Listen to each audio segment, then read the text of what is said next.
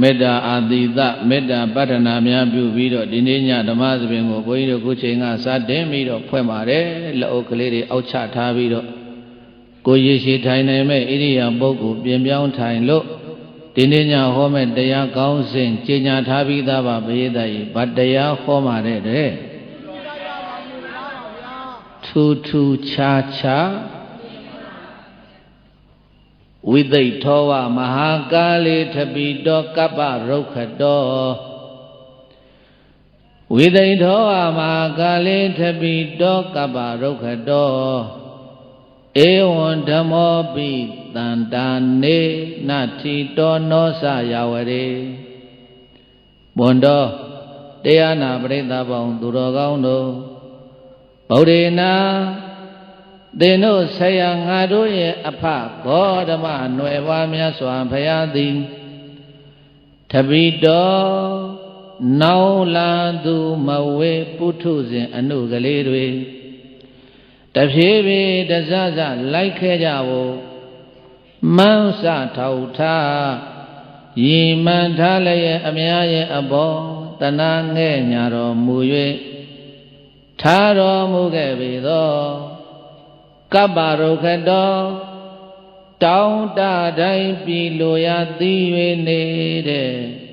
ကဗ္ဗပတိသာပင်ကြီးနဲ့လည်းတူဝေထသောမဟာကာလောတတ္တမဆောင်ဆောင်တရားရောက်တို့ဖြင့်ပြောင်ပြောင်ထိန်ကြီးဤသာသနာကာလအချိန်ခါသမယကြီးသည်ဝိသိတ်တော်ဝါကမျိုးမျိုးဖုံဖုံလုံးစုံအောင်တွေ့ကြုံခဲ့ရထူးဆိုသမျှအနန္တနှင့်သမယနိုင်မမီသမယနိုင်မမီအတိုင်းအရှိကျွလွန်၍မပိုင်နိုင်တော့ပဲထူးခြင်းတိုင်းထူး၍နေတော့သည်သာလျင်သည်ဧဝံပိဤသို့လျင်ဗုဒ္ဓပါရနဝမခေကြီးကအလိုပင်ထူးမြတ်လှပါတော့လဲဓမ္မောတစ်ချက်ခုတ်လလေးချက်ပြတ်သည်လေးတတိထူးလေးဥဆုံးညလေးကိစ္စပြီးတရားယရဏတော်မြတ်ကြီးသည်တန်တန်နေဒိဋ္ဌိငုတ်တုအစွဲမပြုတ်တဲ့ငရဲရုပ်ပုံဟံငရဲရုပ်ပုံဟံကိုယ်တန်တန်၌ယာဝရေအထင်ကဲတော့အမြင်ကမပေါအကျဉ်များလောက်သောကာလပတ်လုံးနာထီတော်ရှိသည်ကားကရှေနာပြီးတော့တီကမတီလာကြသေးဒါဝရေအကြီးဓမ္မကလေးမှာမနတိမှာအေးသွားအောင်ထိုများလောက်မတီလာသေးသမျှကာလပတ်လုံးနောဇဝိသိတ်တော်သာသနာကာလအခါသမယကတော့ထူယောအမှန်သာသနာကာလအခါသမယကတော့ထူယောအမှန်အတိညာမချားနာတဲ့အချက်ကတော့အမဘကကလိန်ကျုံတဝူတဘွားဘွားလောင်စာမီးတွေနဲ့အလကားသက်တဲ့အချိန်ကုန်အလကားသက်တဲ့အချိန်ကုန်ဆိုလာဝါလာချောင်းနဲ့ပြီးတာကြောင့်တို့တွေမှာထူးမချလူတွေဖြစ်၍နေကြလေကုန်ပြီတကား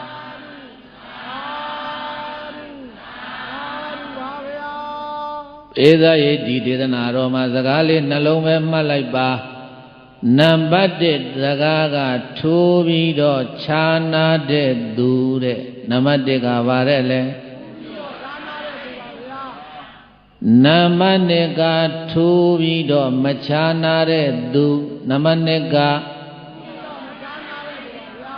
ထူးပြီးတော့ခြားနာတဲ့သူရဲ့ထူးပြီးတော့မခြားနာတဲ့သူရဲ့လူနှမျိုးတဲ့လူဘယ်နှမျိုးလောကဓမ္မလူတွေတန်ပေါင်းဘလောက်ထောင်ရှိပြီးရှိတယ်ပြောပြောဗမာပြည်မှာလူကြီးတန်50ကျော်ရှိတယ်ပဲပြောပြောအဲ့ဒီတန်50ကျော်ရှိတဲ့လူတွေကိုအုပ်စုဖွဲ့လိုက်ရဲ့တဲ့နှစ်စုပဲရတယ်တဲ့ဘယ်နှစုရလဲထူးပြီးတော့ခြားနာတဲ့သူအုပ်စုကတစုထူးပြီးတော့မခြားနာတဲ့အုပ်စုကတစုဘယ်နှစုလဲအဲ့တော့ထူးတာနဲ့ခြားနာတာဘယ်လိုကွာသတုံးဆိုတာ ဘုန်းကြီးတို့ပြသပေါင်းသူတော်ကောင်းတို့ဒီနေ့ညဒါလေးနားထောင်ကြည့်ရင်အဖြေထွက်မယ်နော်အဲ့တော့ဥပမာလေးပြောကြစို့ဘာပြောမလဲဥပမာနဲ့ပြောမယ်ဘာနဲ့ပြောမယ်ဥပမာပြောဆိုတော့ငှက်လေးနှစ်ကောင်နဲ့ငှက်ဘယ်နှကောင်နဲ့လဲနှစ်ကောင်လုံးအယောင်ချင်းလဲတူတယ်အသွေးချင်းလဲတူတယ်အဝေးကလှမ်းကြည့်တူတူပဲဘာမှသိမထူးတဲ့ဘာငှက်နဲ့ဘာငယ်တုံးဆိုရင်အုတ်အောနဲ့ကြီးကန်းဘာနဲ့လဲ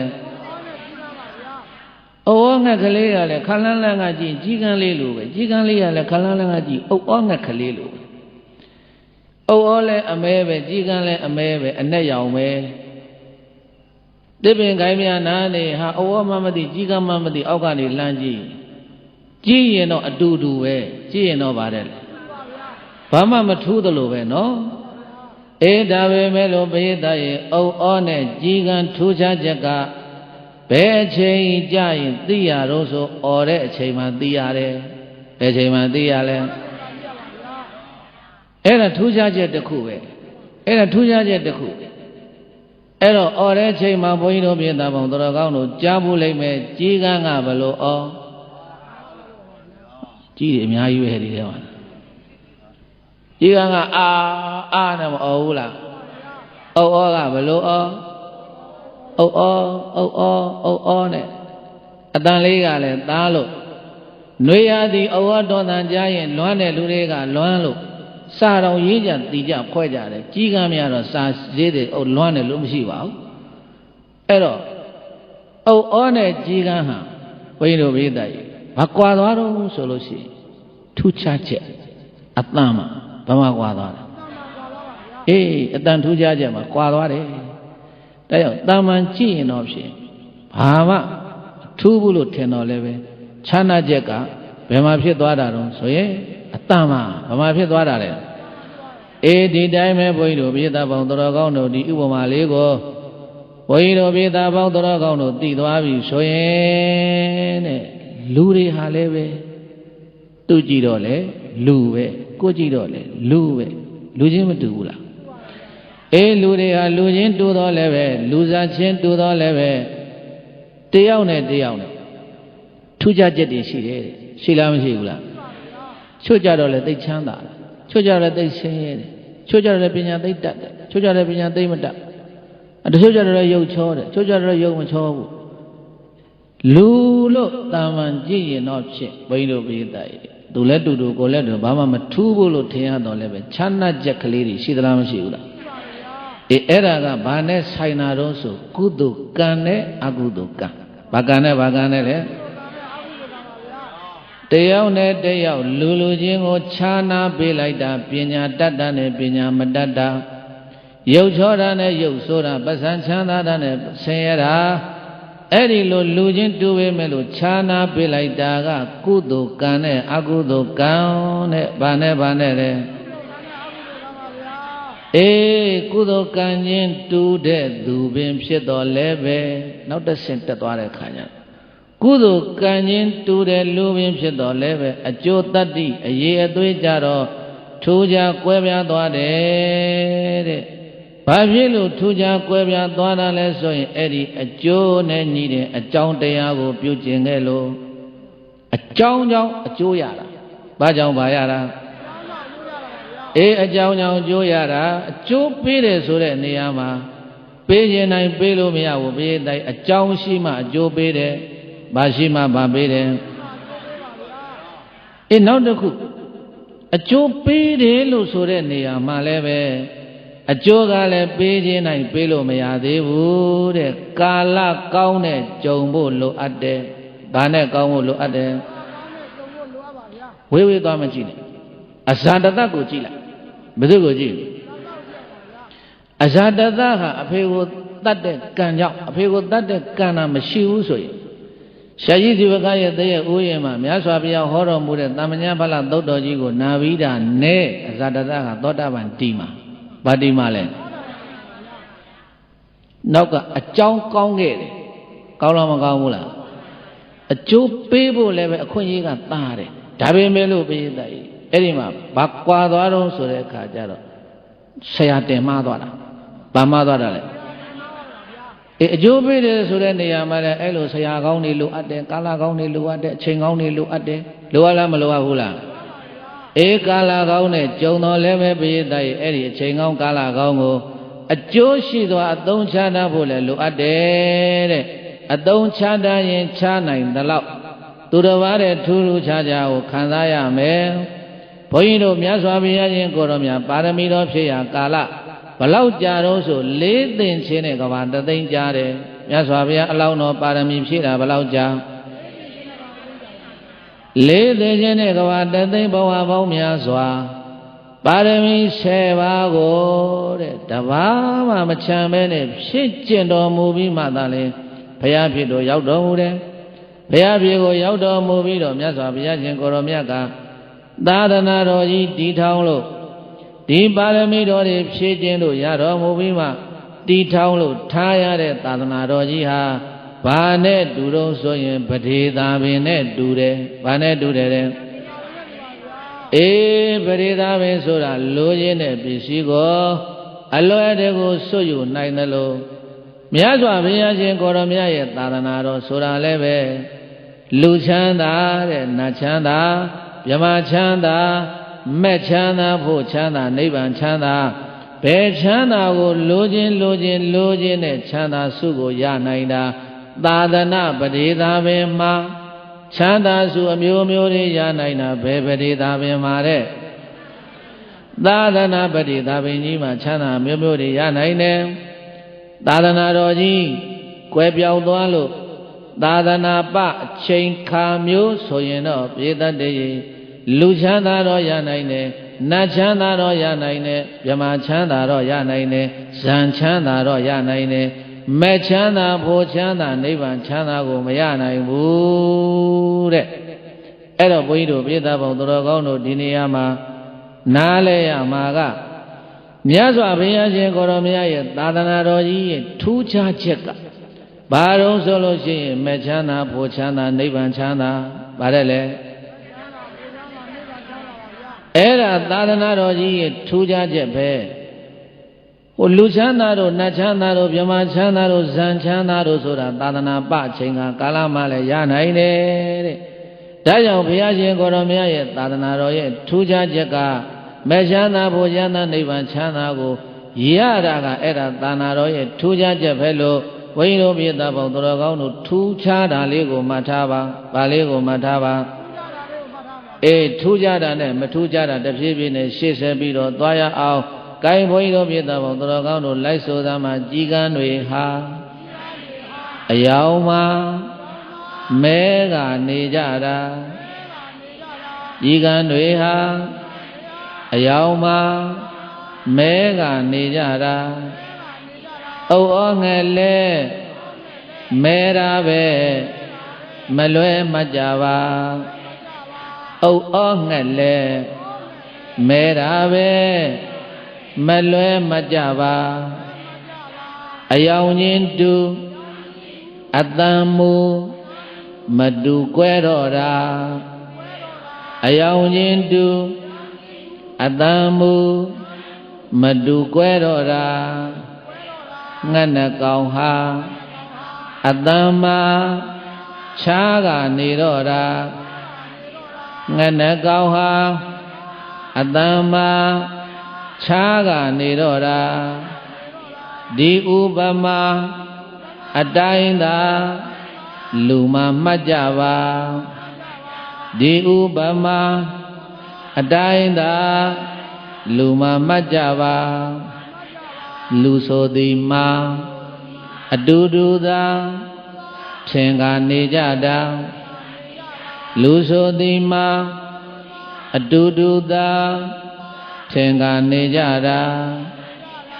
လူချင်းသာတူအကျိုးပေးမှုမတူကွဲတော့တာလူချင်းသာတူအကျိုးပေးမှုမတူကွဲတော့တာသာသနာပလူဖြစ်ရဘာမှမခြားပါသာသနာပလူဖြစ်ရဘာမှမခြားပါဒီ ကြရာလေးတွေကဘာကိုပြောသွားတာလို့ဆိုရင်ဘုန်းကြီးတို့မြတ်စွာဘုရားရှင်ကိုရောမြတ်ရဲ့သာသနာတော်ကြီးဒီကပ္ပရုက္ခပရိသမင်းနဲ့တူတယ်ပရိသမင်းဆိုတာလိုရာစားသုံးယူနိုင်တယ်လို့ဘုရားမြတ်စွာသာသနာတော်ကြီးနဲ့ပွင့်နေတဲ့ခေကောင်းခကောင်းကြီးမှာလူချမ်းသာနတ်ချမ်းသာမြတ်ချမ်းသာဇန်ချမ်းသာမဲ့ချမ်းသာဖို့ချမ်းသာနိဗ္ဗာန်ချမ်းသာချမ်းသာအမျိုးမျိုးတွေကို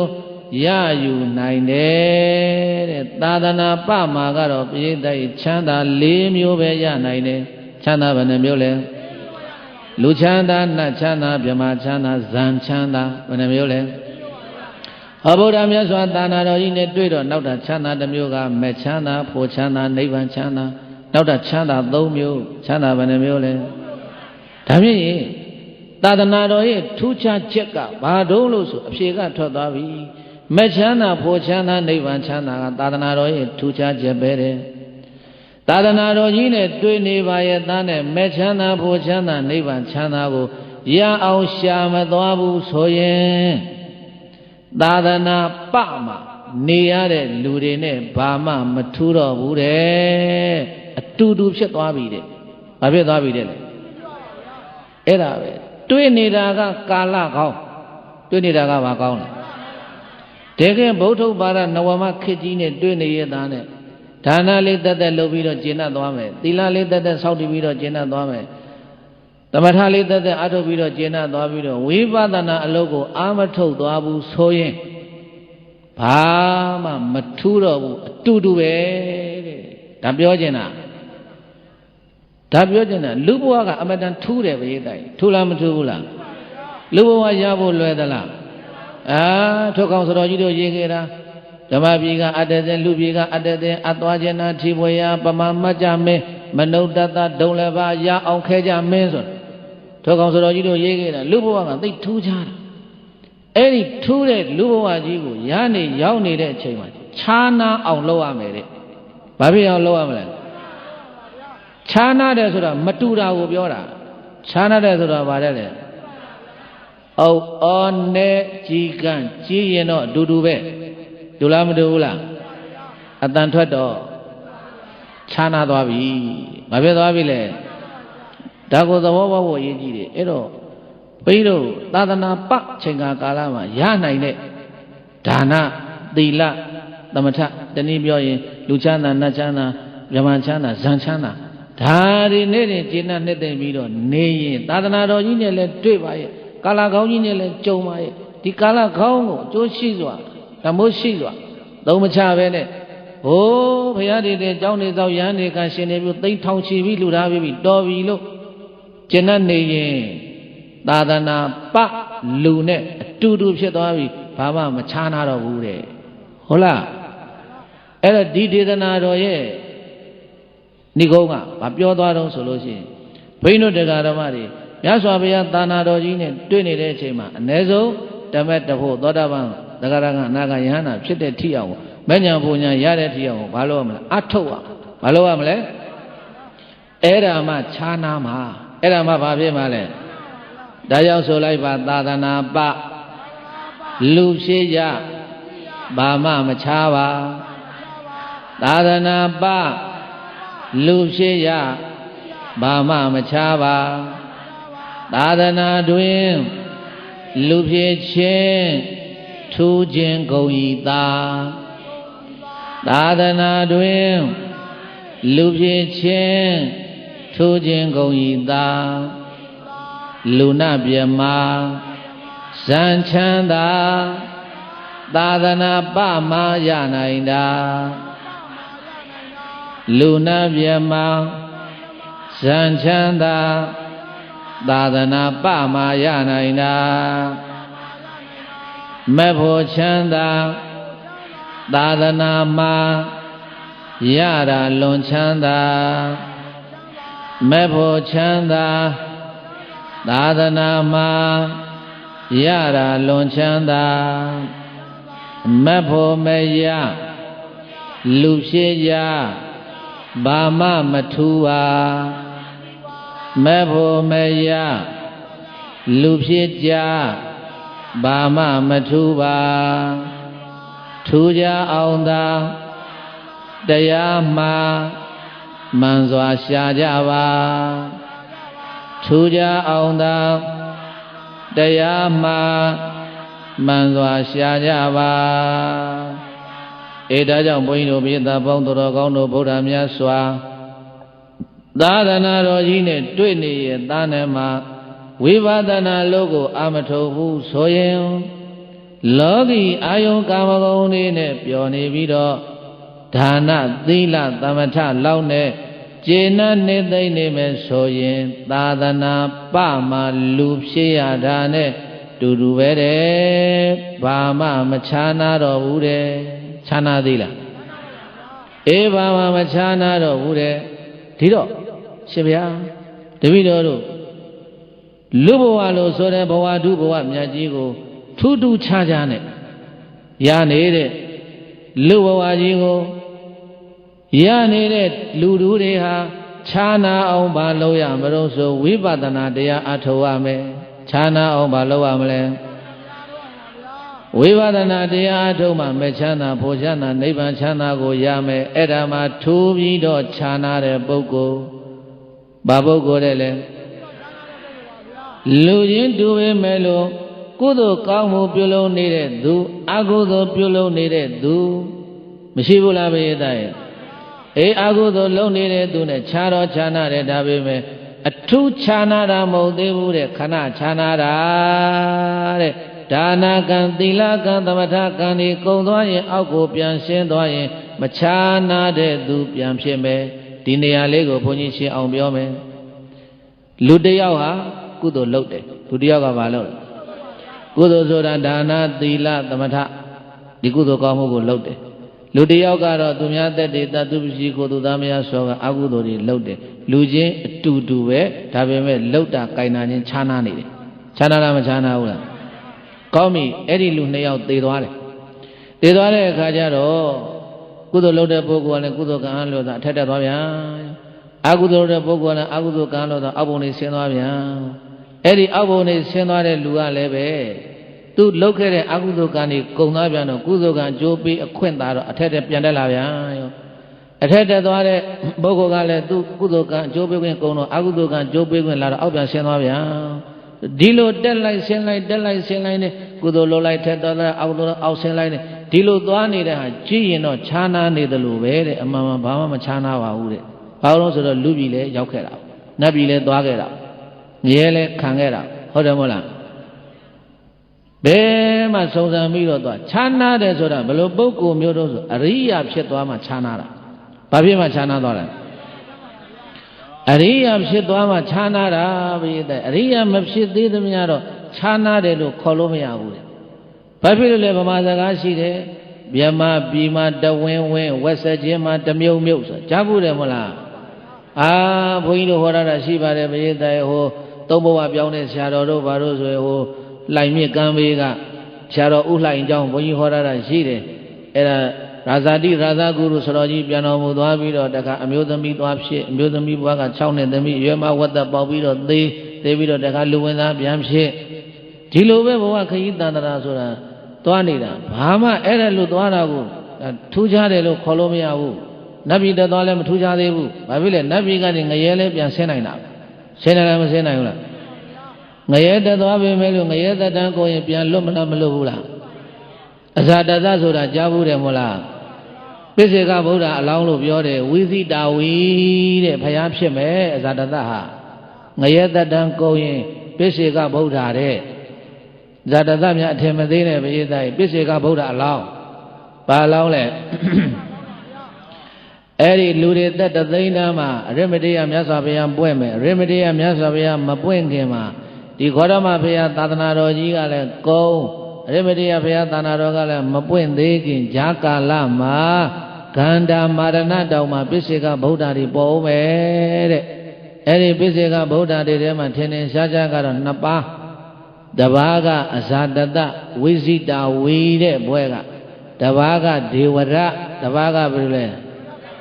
အဒိဋ္ဌရတဲ့ဘွဲတော်ကအဒိဋ္ဌရဆိုတဲ့ဘွဲတော်နဲ့သူလည်းပိစေကဗုဒ္ဓဖြစ်မယ်ဒါကြောင့်အဇာတတနဲ့ဒေဝရကိုဘုန်းကြီးတို့တောင်မြို့ခန္ဓာယုံဆရာကြီးကတော့ရိုင်းရိုင်းဆိုင်ဆိုင်မခေါ်ခိုင်းဘူးထို့သဖြင့်ပေါ့လေ ဒေဝဒကိုဒေဝဒလို့မခေါ်ပါနဲ့တဲ့အရှင်လေးထက်ခေါ်ပါတယ်ဗာလေးထက်ခေါ်ပါတယ်လေဘာဖြစ်လို့လဲဆိုပိစိကဗုဒ္ဓအလောင်းမို့လို့တဲ့အရှင်ဒေဝဒတ္တလို့ဒီလိုခေါ်ပါတယ်ဒေဝဆိုတာနတ်ပဲဒတ္တဆိုတာပေးတာနတ်ပေးတဲ့မင်းသားမို့လို့ဒေဝဒတ္တဘယ်လိုခေါ်လဲဒေဝဒတ္တဆိုတချို့ကလည်းပြောတယ်ဒေဝဒတ်သူ့စာအဆုံးကတော့ဒေဝဒတ္တနတ်ပေးတဲ့မင်းသားလို့ဒီလိုအဓိပ္ပာယ်ထွက်တယ်သူဒေဝဒရဲ့ဘွဲ့ကထားလိုက်ပါတော့အဲ့တော့ဘုန်းကြီးပြောချင်နေတာကဓမ္မပြည်တက်သွားလည်းပဲစိတ်မချဘူးဝက်ပြန်ဖြစ်ရင်ဖြစ်နိုင်တာပဲနတ်ပြည်တက်သွားလည်းစိတ်မချဘူးပဲဆင်းသွားနိုင်တာဒါကဘာမှသိပြီးတော့ခြားနာတယ်လို့ခေါ်လို့မရဘူး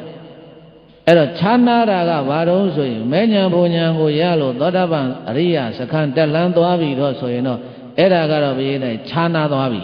ခြားနာလားမခြားနာဘူးလားဒါကြောင့်မဲချမ်းသာဘုံချမ်းသာနိဗ္ဗာန်ချမ်းသာကိုရမှအဲ့ဒါထူးပြီးတော့ခြားနာတဲ့သူတဲ့မဲချမ်းသာဘုံချမ်းသာနိဗ္ဗာန်ချမ်းသာကိုရမှအဲ့ဒီပုဂ္ဂိုလ်ကိုဘာလို့ခေါ်မလဲထူးပြီးတော့ခြားနာတဲ့သူဗါတဲ့လေဘေးသားရဲ့အေးမချမ်းသာဖို့ချမ်းသာနိဗ္ဗာန်ချမ်းသာကိုမရသေးဘူးဆိုရင်ထိုးပြီးတော့မချားနာတဲ့သူဗါတယ်လေဒီတော့ဘုန်းကြီးတို့တရားနာပရိသတ်ပေါင်းတော်ကောင်းတို့ကိုဘုန်းကြီးမေးခွန်းလေးတစ်ခုထုတ်မယ်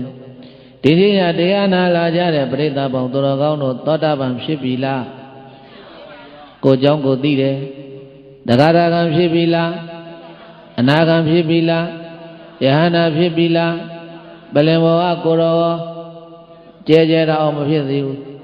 မဖြစ်သေးဘူးပဲအဲ့တော့မဖြစ်သေးတဲ့ရင်ထူးပြီးတော့မချာနာသေးဘူးဗါတယ်လေထူးပြီးတော့မချာနာတာအရိယာမဖြစ်သေးသမျှပုထုဇဉ်ဘဝဆိုတာထူးပြီးတော့မချာနာဘူးအရိယာဖြစ်သွားပြီဆိုရင်တော့ထူးပြီးတော့ချာနာသွားတာဟုတ်တယ်မလားဗျေသားအဲ့တော့ထူးခြားတဲ့လူတယောက်ဖြစ်ဖို့လို့ဘာလို့ရမလို့ဆိုရင်ဘုန်းကြီးတို့ပြည်သားပေါင်းတော်ကောင်းတို့တရားအထုတ်ရမယ်ဘာလို့ရမလဲအဲ့တော့တရားအထုတ်တဲ့ပုဂ္ဂိုလ်တွေထူးခြားတဲ့ပုဂ္ဂိုလ်ပဲတဲ့အရိယာဖြစ်သွားတဲ့ပုဂ္ဂိုလ်တွေကထူးခြားတဲ့ပုဂ္ဂိုလ်ပဲတဲ့တတ္တတယောဟိပင်စဓမ္မာတတ္တတယောဟိပင်စဓမ္မာဘာဟိယသမယသမိပိဟောတိဝိပဿနာညာဏံသာသနာသမိယေဝတတ္တတယောတတာတတိဝရိယသမာဓိအစရှိကုန်သောပိဿဓမ္မ၅ပါးသောတရားတို့သည်ဘာဟိယသာသနာသမိန်ပိဘာဟိယသမိန်ပိသာသနာပအခါ၌လိဟောတိရှိသည်ဖြစ်ကုန်၏ဝိပဿနာဉာဏံဝိပဿနာဉာဏ်သည်သာသနာသမိန်ယေဝသာသနာအတွင်း၌သာလျင်အဋ္ဌိရှိပါပေသည်လောတထဗံကောင်းစွာမသွေမသာထိုက်ပါပေတော်တည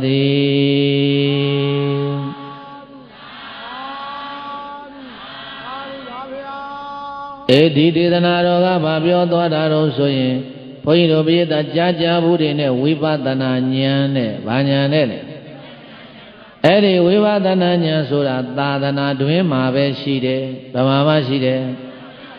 သာသနာတွင်မှာပဲရှိတယ်တဲ့သာသနာပချိန်ခါမှာဝိပဿနာဉာဏ်ဆိုတာမရှိဘူးတဲ့အဲ့ရဝိပဿနာလို့အထုတ်တယ်ဆိုတာသာသနာတွင်ကြုံမှသာသနာနဲ့ကြုံမှကာလကောင်းနဲ့ကြုံမှဘဝကောင်းကိုလည်းရမှသာသနာနဲ့လည်းကြုံမှဘဝကောင်းကိုလည်းရမှ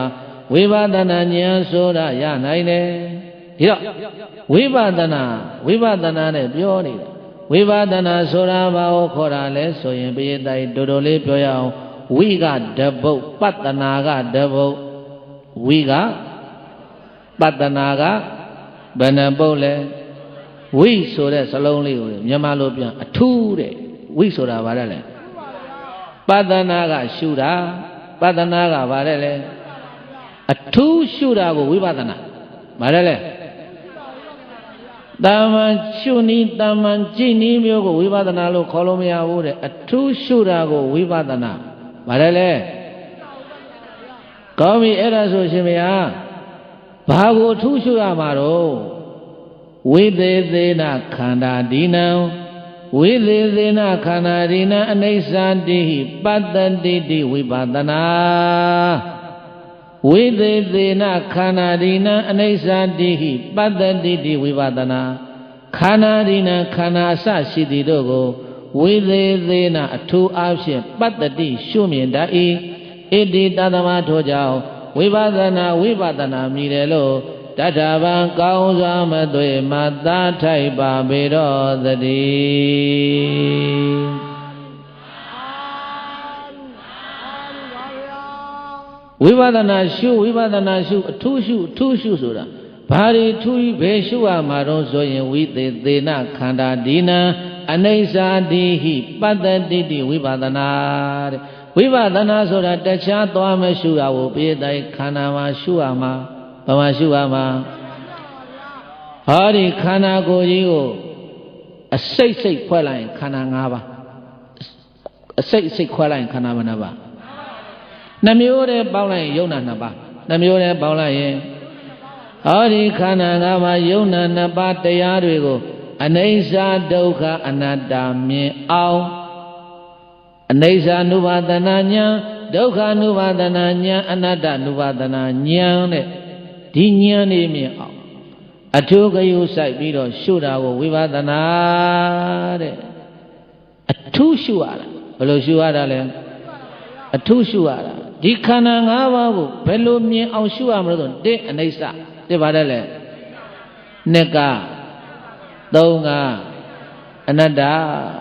အဲ့ဒါရုပ်ရှင်မင်းသားကြီးဥကျော်ဟိန်ဥကိတ္တိဘုန်းကြီးလွန်ခဲ့တဲ့2နှစ်ကကြောင်းလာသူလာမေးတယ်ဒီမေးခွန်းကိုရှင်ဗျာတဲ့ဘယ်ရိတ်တာသွားဖြစ်ပြရှုနေတယ်ပြက်တာကြီးကသိနေတဲ့ဟာကြီးကိုဘာလို့ဒီရိတ်တာတွေကဒီဖြစ်ပြကြီးရှုခိုင်းနေလဲမသိဘူးတဲ့သူကဥစဉ်ကြီးရဲ့လို့ဥစဉ်ရဲ့လို့ဖြစ်ပြဘာလို့ရှုရတာတော့ဆိုရင်ဖြစ်ပြဆုံးတာဟာနိဗ္ဗာန်ဖြစ်ပြဆုံးတာပါလေနိဗ္ဗာန်လိုချင်တဲ့ပုဂ္ဂိုလ်ကဖြစ်ပြပဲစရှုရမှာပေါ့အဲ့တော့ဖြစ်ပြဆုံးတဲ့နေရာနိဗ္ဗာန်ရုပ်လည်းထမဖြစ်တော့နာမ်လည်းထမဖြစ်တော့ရုပ်တည်နာမ်တွေအကုန်လုံးချုပ်ငြိမ်းသွားတာယုံနာဓမ္မသင်္ခါရသဘောတရားတွေချုပ်ငြိမ်းရမှပြည်နိဗ္ဗာန်ဆိုတာကြားဖို့တယ်မဟုတ်ဘူးလားဘာဖြစ်လို့ဖြစ်ပြရှုဝိပဿနာတရားအထုတ်တဲ့ကရိတ်တာကဆရာတော်တွေဟောနေတာတော့ဒီဖြစ်ပြကြီးပဲထိုင်ပြောနေတာပဲဗျာဘယ်တရားသွားအထုတ်ဒီသွားလိုက်ဖြစ်ပြအတန်ပဲကြားနေရတာပဲတဲ့ဘာလို့ရှုခိုင်းတာလဲတဲ့သူကိုယ်ကတိကတလာမေးတယ်သိလားအဲ့ဒါဘုန်းကြီးကပြောလိုက်တယ်မဟုတ်ဘူးဦးဇင်းဒီဖြစ်ပြဆုံးတာနိဗ္ဗာန်မလို့ဒီဖြစ်ပြကိုမူတည်ပြီးရှုရတယ်အဲ့တော့သူတပတ်ထမေးတော့ဆိုတော့အဲ့ဒါဆိုရင်လည်းဘုံဘုံတပြီးတော့တခုမေးအောင်မယ်တဲ့ကဲမေးသန်းဆိုတော့ဒီပြက်တယ်ဆိုတာကိုတော့တဲ့မြဲလို့ပြက်တာလားမမြဲလို့ပြက်တာလားတဲ့သူကကိုပြန်မေးတယ်အဲ့တော့ဘုန်းကြီးကပြောတော့ဥစဉ်ရဲ့တော့မမြဲလို့ပြက်တာပေါ့လို့ပြက်တယ်ဆိုတာအနိစ္စမဟုတ်ဘူးလားတဲ့ဟုတ်ပါတယ်လို့ကိုကသူတရားဟောမှာသူကကိုပြန်ဟောနေတယ်အဲ့တော့ဟုတ်ပါတယ်လို့ပြက်တယ်ဆိုတာအနိစ္စပါပဲလို့ဘာဖြစ်လို့အနိစ္စရှုခိုင်းတာလဲတဲ့လှုပ်ပြန်ပြီလို့ကြာဘာဖြစ်လို့အနိစ္စရှုခိုင်းတာလဲတဲ့အဲ့တော့ဘုန်းကြီးကဥစဉ်မေကွန်ကတိကတမပြောနဲ့လို့ဘုရားမေးတဲ့မေကွန်မပြည့်စုံဘူးလို့ဘာဖြစ်လို့အနိစ္စရှုခိုင်းတာတော့ဆိုဖြေမယ်လို့ဒုက္ခမြင်အောင်လို့ဘာလို့အနိစ္စရှုခိုင်းတာလဲထမေးလို့ဘာလို့ဒုက္ခရှုခိုင်းတာလဲနတ္တမြင်အောင်လို့မြတ်စွာဘုရားကလက္ခဏာ3ပါးပြထားတာလက္ခဏာဘယ်နှပါးလဲနိစ္စတစ်မျိုးနဲ့ကင်ပြောလို့ရတာဘာဖြစ်လို့အနိစ္စရှုခိုင်းတာတော့ဆိုရင်နောက်ကလာပြီးသားဒုက္ခကိုမြင်အောင်လို့ဘာလို့အနိစ္စရှုခိုင်းတာလဲဘာဖြစ်လို့ဒုက္ခကိုရှုခိုင်းတာတော့ဆိုရင်အနတ္တမြင်အောင်လို့အနတ္တမြင်နိဗ္ဗာန်ခွင်ပြေဝင်စားရောက်သည်အနတ္တလက္ခဏာဉာဏ်ရပြီဆိုရင်ပြေးတိုင်းအနတ္တမြင်အတ္တစင်သွားအောင်အနတ္တမြင်ပါလေအနတ္တမြင်အတ္တစင်ဒါကြောင့်ကြောက်ပိုင်းဆိုလို့ဆိုတာအနတ္တမြင်အတ္တစင်ကိုယ်တွင်ငြိမ်းရာနိဗ္ဗာန်ပဲဆိုတာကြောက်ပိုင်းဆိုလို့ဆိုသွားတာရှိသားပဲလင်္ကာလေးကထားလိုက်ပါတော့အဲ့တော့ဒီခန္ဓာ၅ပါးကိုဟိုမှာပြောပြီးပြီဝိပဿနာဆိုတာဘာလဲဝိသေသေနခန္ဓာဒီနံအနိစ္စတိဟိပတ္တတိတိဝိပဿနာခန္ဓာ၅ပါးကိုအနိစ္စမြင်အောင်ဒုက္ခမြင်အောင်အနတ္တမြင်အောင်အဲ့ဒီလိုရှုတာကိုပိသတ်တေအထူးရှုတာတဲ့ဘာရှုတာတဲ့လဲအထူးကြည့်နေတာအထူးရှုနေတာတာမန်ကြည့်မယ်ဆိုရင်တော့ကဲအထူးရှုမဟုတ်တော့ဘူးတာမန်နေနဲ့ရှုရင်တာမန်နေနဲ့ကြည့်မယ်ဆိုလို့ရှိရင်ကဲဟိုကဘယ်သူတော့ဟောဘုန်းကြီးဟိုကဘယ်သူလဲဟိုကသီလရှင်ဟိုကဘယ်သူလဲယောက်ျားဟိုကဘယ်သူလဲမိန်းမဒါတာမန်ကြည့်တာမန်မြင်တာဟုတ်တယ်မဟုတ်လား တကယ်တော့ဘုန်းကြီးတို့ပြည်တိုင်ငါသူတစ်ပါးယောက်ျားမိန်းမဆိုတာရှိသလားတကယ်ထင်ရှားရှိနေတာယုံနာနှစ်ပါးတကယ်ထင်ရှားရှိနေတာဗါတဲ့လေဒီယုံနာနှစ်ပါးကိုမြင်အောင်ကအထူးရှုမှဘယ်လိုရှုမှလဲအထူးရှုမှအထူးရှုတာကိုဝိပဿနာအထူးရှုတာကိုဗါတဲ့လေအဲ့ဒါလေးကိုယ်အောင်မှတ်တာဝိပဿနာဘာလို့အထုတ်တာလဲအထူးမြင်အောင်လို့တာမန်သူ့လိုငါလိုမြင်နေတာတော့မြင်နေတာပဲယောက်ျားပဲမိန်းမပဲအဖြူပဲအနီပဲအဝါပဲအကြောင်ပဲဒါတာမန်မြင်နဲ့မြင်နေတာအထူးရှုမဟုတ်ဘူးနော်အဲ့တော့အထူးရှုတဲ့အခါကျတော့ဘာကိုမြင်လာတော့ဆိုလို့ရှိရင်ရုပ်တဘာဝကိုမြင်လာမယ်နာမ်တဘာဝကိုမြင်လာမယ်ပရမတ်ကိုမြင်လာမယ်ဓာတ်ကိုမြင်လာမယ်ရှုရင်းရှုရင်ခန္ဓာကိုယ်ထဲမှာဓာတ်တွေဖောက်ပြန်လာတာအိုးပူလိုက်တာတခါတည်းနေမထူတချမ်းနဲ့ပူတဲ့တချမ်းကအေးတယ်မှတ်ရင်နဲ့ဝိပဿနာဉာဏ်ညင့်လာရင်ရင့်လာရင်ဘယ်တိုင်းခန္ဓာကိုယ်ကြီးမှာဓာတ်ကြီးလေးပါဖောက်ပြန်ပြည့်စည်နေတာလည်းပဲမြင်မလားမမြင်ဘူးလားအဲ့ဒါရိုးရိုးရှုလို့လားအထူးရှုလို့လားအေးဒါကြောင့်မို့လို့တာမန်ရှုတော့တာမန်ပဲမြင်မယ်တာမန်မြင်တော့ဗာလဲဒီရုပ်ဟာမြဲတယ်မနေ့ကလည်းဒီရုပ်ပဲဒီနေ့လည်းဒီရုပ်ပဲမနေ့ကလည်းဒီလူပဲဒီနေ့လည်းဒီလူပဲလို့ဒီလိုမြင်နေတယ်အထူးရှုလိုက်တဲ့အခါကျတော့မှဘယ်ရုပ်ပဲနာမှာကြာရှည်မတည်မြဲပါလားငါမှတ်နေတဲ့မှတ်စိတ်ကလေးကလည်းပဲဟောအခုမှတ်လိုက်အခုပြောက်လိုက်နေအဲ့ဒီလိုဝိပဿနာဉာဏ်အမြင်တန်လာပြီဆိုလို့ရှိရင်ပြည့်တိုင်အဲ့ဒါအထူးရှုနေတာဘာလို့နေတာလဲယုတ်တရားနတ်တရားတွေမမြဲဘူးအိဋ္ဌာဆင်းရဲပုံဒုက္ခအစိုးမရဘူးအနတ္တလက္ခဏာအချက်တွေကိုမြင်အောင်အထူးဂရုစိုက်ပြီးတော့ရှုတာကိုဝိပဿနာတဲ့ဘာလို့ခေါ်တယ်လဲဖြစ်ပြကိုမြင်လေပြီတဖြည်းဖြည်းနဲ့ကြည်ရင်ကြည်နေမမြဲပါလားမမြဲတာအိဋ္ဌာကိုဖြစ်ရင်တိုင်းမဖြစ်ဆိုးမရအနတ္တဒါကြောင့်ဖြစ်ပြမှုများရှုသာဆင်ញင်သင်္ခါရလံမျောမှန်းဆင်ញင်မခိုင်မြဲလို့ရိုင်လေကြအင်းအိဋ္ဌာဒိဋ္ဌပြမိပင်အတ္တရကကာယကိုယ်ပင်လိုမလိုက်ပဲပြည့်မြဲအစဉ်ကိုမုတ်အယုတ်ပုံသွင်းအနတ္တမကြသူတော်စဉ်လို့အနိစ္စဒုက္ခအနတ္တလက္ခဏာညာ၃ပါးဟာဒီတိုင်းနေလို့မရဘူးဘေးတိုင်းအထူးရှုမှမြင်ရမယ်ဘာမှမြင်ရမယ်အိုးရှေ့တော့ကအဖွားကြီးတွေပတိလေးကင်ပြီးတော့အနိစ္စဒုက္ခအနတ္တပတိမစိတ်ဘူးလားအဲ့ဒါဘာသာအနိစ္စအဲ့ဒါဘာသာဒုက္ခဘာသာအနတ္တတကယ်ဉာဏ်နဲ့မြင်တာမဟုတ်သေးဘူးဉာဏ်နဲ့မြင်တာဟုတ်သလားဒီဝိပဿနာကခန္ဓာရှုတာဝိပဿနာဆိုတော့ဘာရှုတာပရိစိတ်တာဝိပဿနာမဟုတ်ဘူးသမထပရိစိတ်တာဘာလို့လဲအပြင်အာယုံဘာအာယုံလဲအပြင်အာယုံအတွင်းအာယုံမထင်နဲ့သမထဆိုတာအပြင်အာယုံဝိပဿနာဆိုတာအတွင်းအာယုံမြတ်စွာဘုရားကအထူးကြည့်ခြင်းရင်ခန္ဓာတွေကိုကြည့်ဘယ်ကြည့်ရလဲအပြင်ကြည့်လို့မရဘူးရသလားအပြင်ကြည့်တာသမထပဲအပြင်ကြည့်တာဘာလို့လဲအိုးတရုတ်ရှောင်းလင်ကားတွေဘာတွေကြည့်ဘူးလားကြည့်ဘူးတယ်ပြောလိုက်ကြည့်ဘူးတယ်ဟုတ်လားအဲ့မှာတခါတော့ဖျောင်းနိုင်ကြီးထောင်းပြီးတော့ထုံးနေတာတွေ့တယ်ဟုတ်လားအဲ့ဒါသမထအဲ့ဒါဘာတော့မေးသားမဟာယာနဘုန်းကြီးတွေနဲ့ရှောင်းလင်ကျောင်းတွေမှာတရုတ်ကျောင်းတွေမှာဒါသင်မေးတာသမထလမ်းစဉ်ဘာလမ်းစဉ်လဲဖျောင်းနိုင်နေထုံးပတ်ချလဲဖျောင်းနိုင်နေထုံးငြိမ့်တဲ့ကလက်နဲ့ပဲထားပြီးတော့ဒီလိုသမထအဲ့ဒါသမထအားထုတ်နေတာစိတ်တည်ငြိမ်အောင်ထားတာတမာရိယအောင်ယူတာအိမ်မြောင်အမိရိုက်တဲ့အတန်အစကြားရတယ်တိတ်ငြိမ်သက်လာတဲ့အခါတမာရိအားကောင်းလာတဲ့အခါမှာနော်အေးအဲ့ဒါသမထအပြင်အာယုံဝိပဿနာဆိုတာကခန္ဓာရဲ့ညာဆိုင်ပြီးတော့ရှုရတာဝိပဿနာကခန္ဓာရဲ့ညာဆိုင်ပြီးတော့ရှုတာအထူးကြည့်တယ်လို့ခေါ်တယ်ဘာလို့ခေါ်တယ်လဲ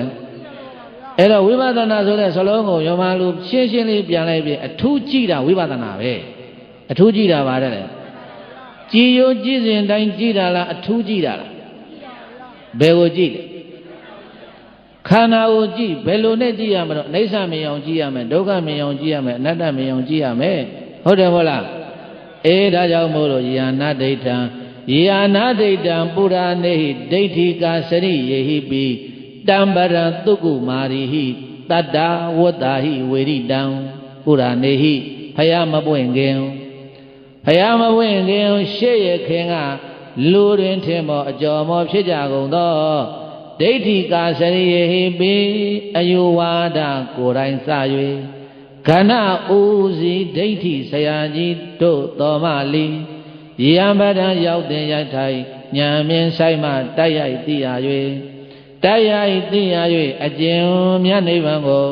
နာဒိဋ္ဌံတွေးလိုက်ကြံလိုက်အမှန်ဆိုင်အောင်တိုက်ရိုက်ထင်တယ်မသိမမြင်အပ်ပါပေဓမ္မရံရောက်တဲ့ရောက်ရန်ဧကံထေကြထိုနိဗ္ဗာန်တရားကိုတတ္တဝသဟိ9နှစ်အရွယ်ငယ်ရှားကြကုန်သေးသောသူကုမာရီဟိပိရှေ့ဘုံရှေ့ကံဂုံတံမြေမိအမျိုးသမီးတို့တော်မရီဝေရိတံရှင်တော်ဖယားဟောတရားကြောင့်မြေဝါထင်တယ်ကောင်းစွာမသွေသိမြင်တော်မူကြလေပြီတကား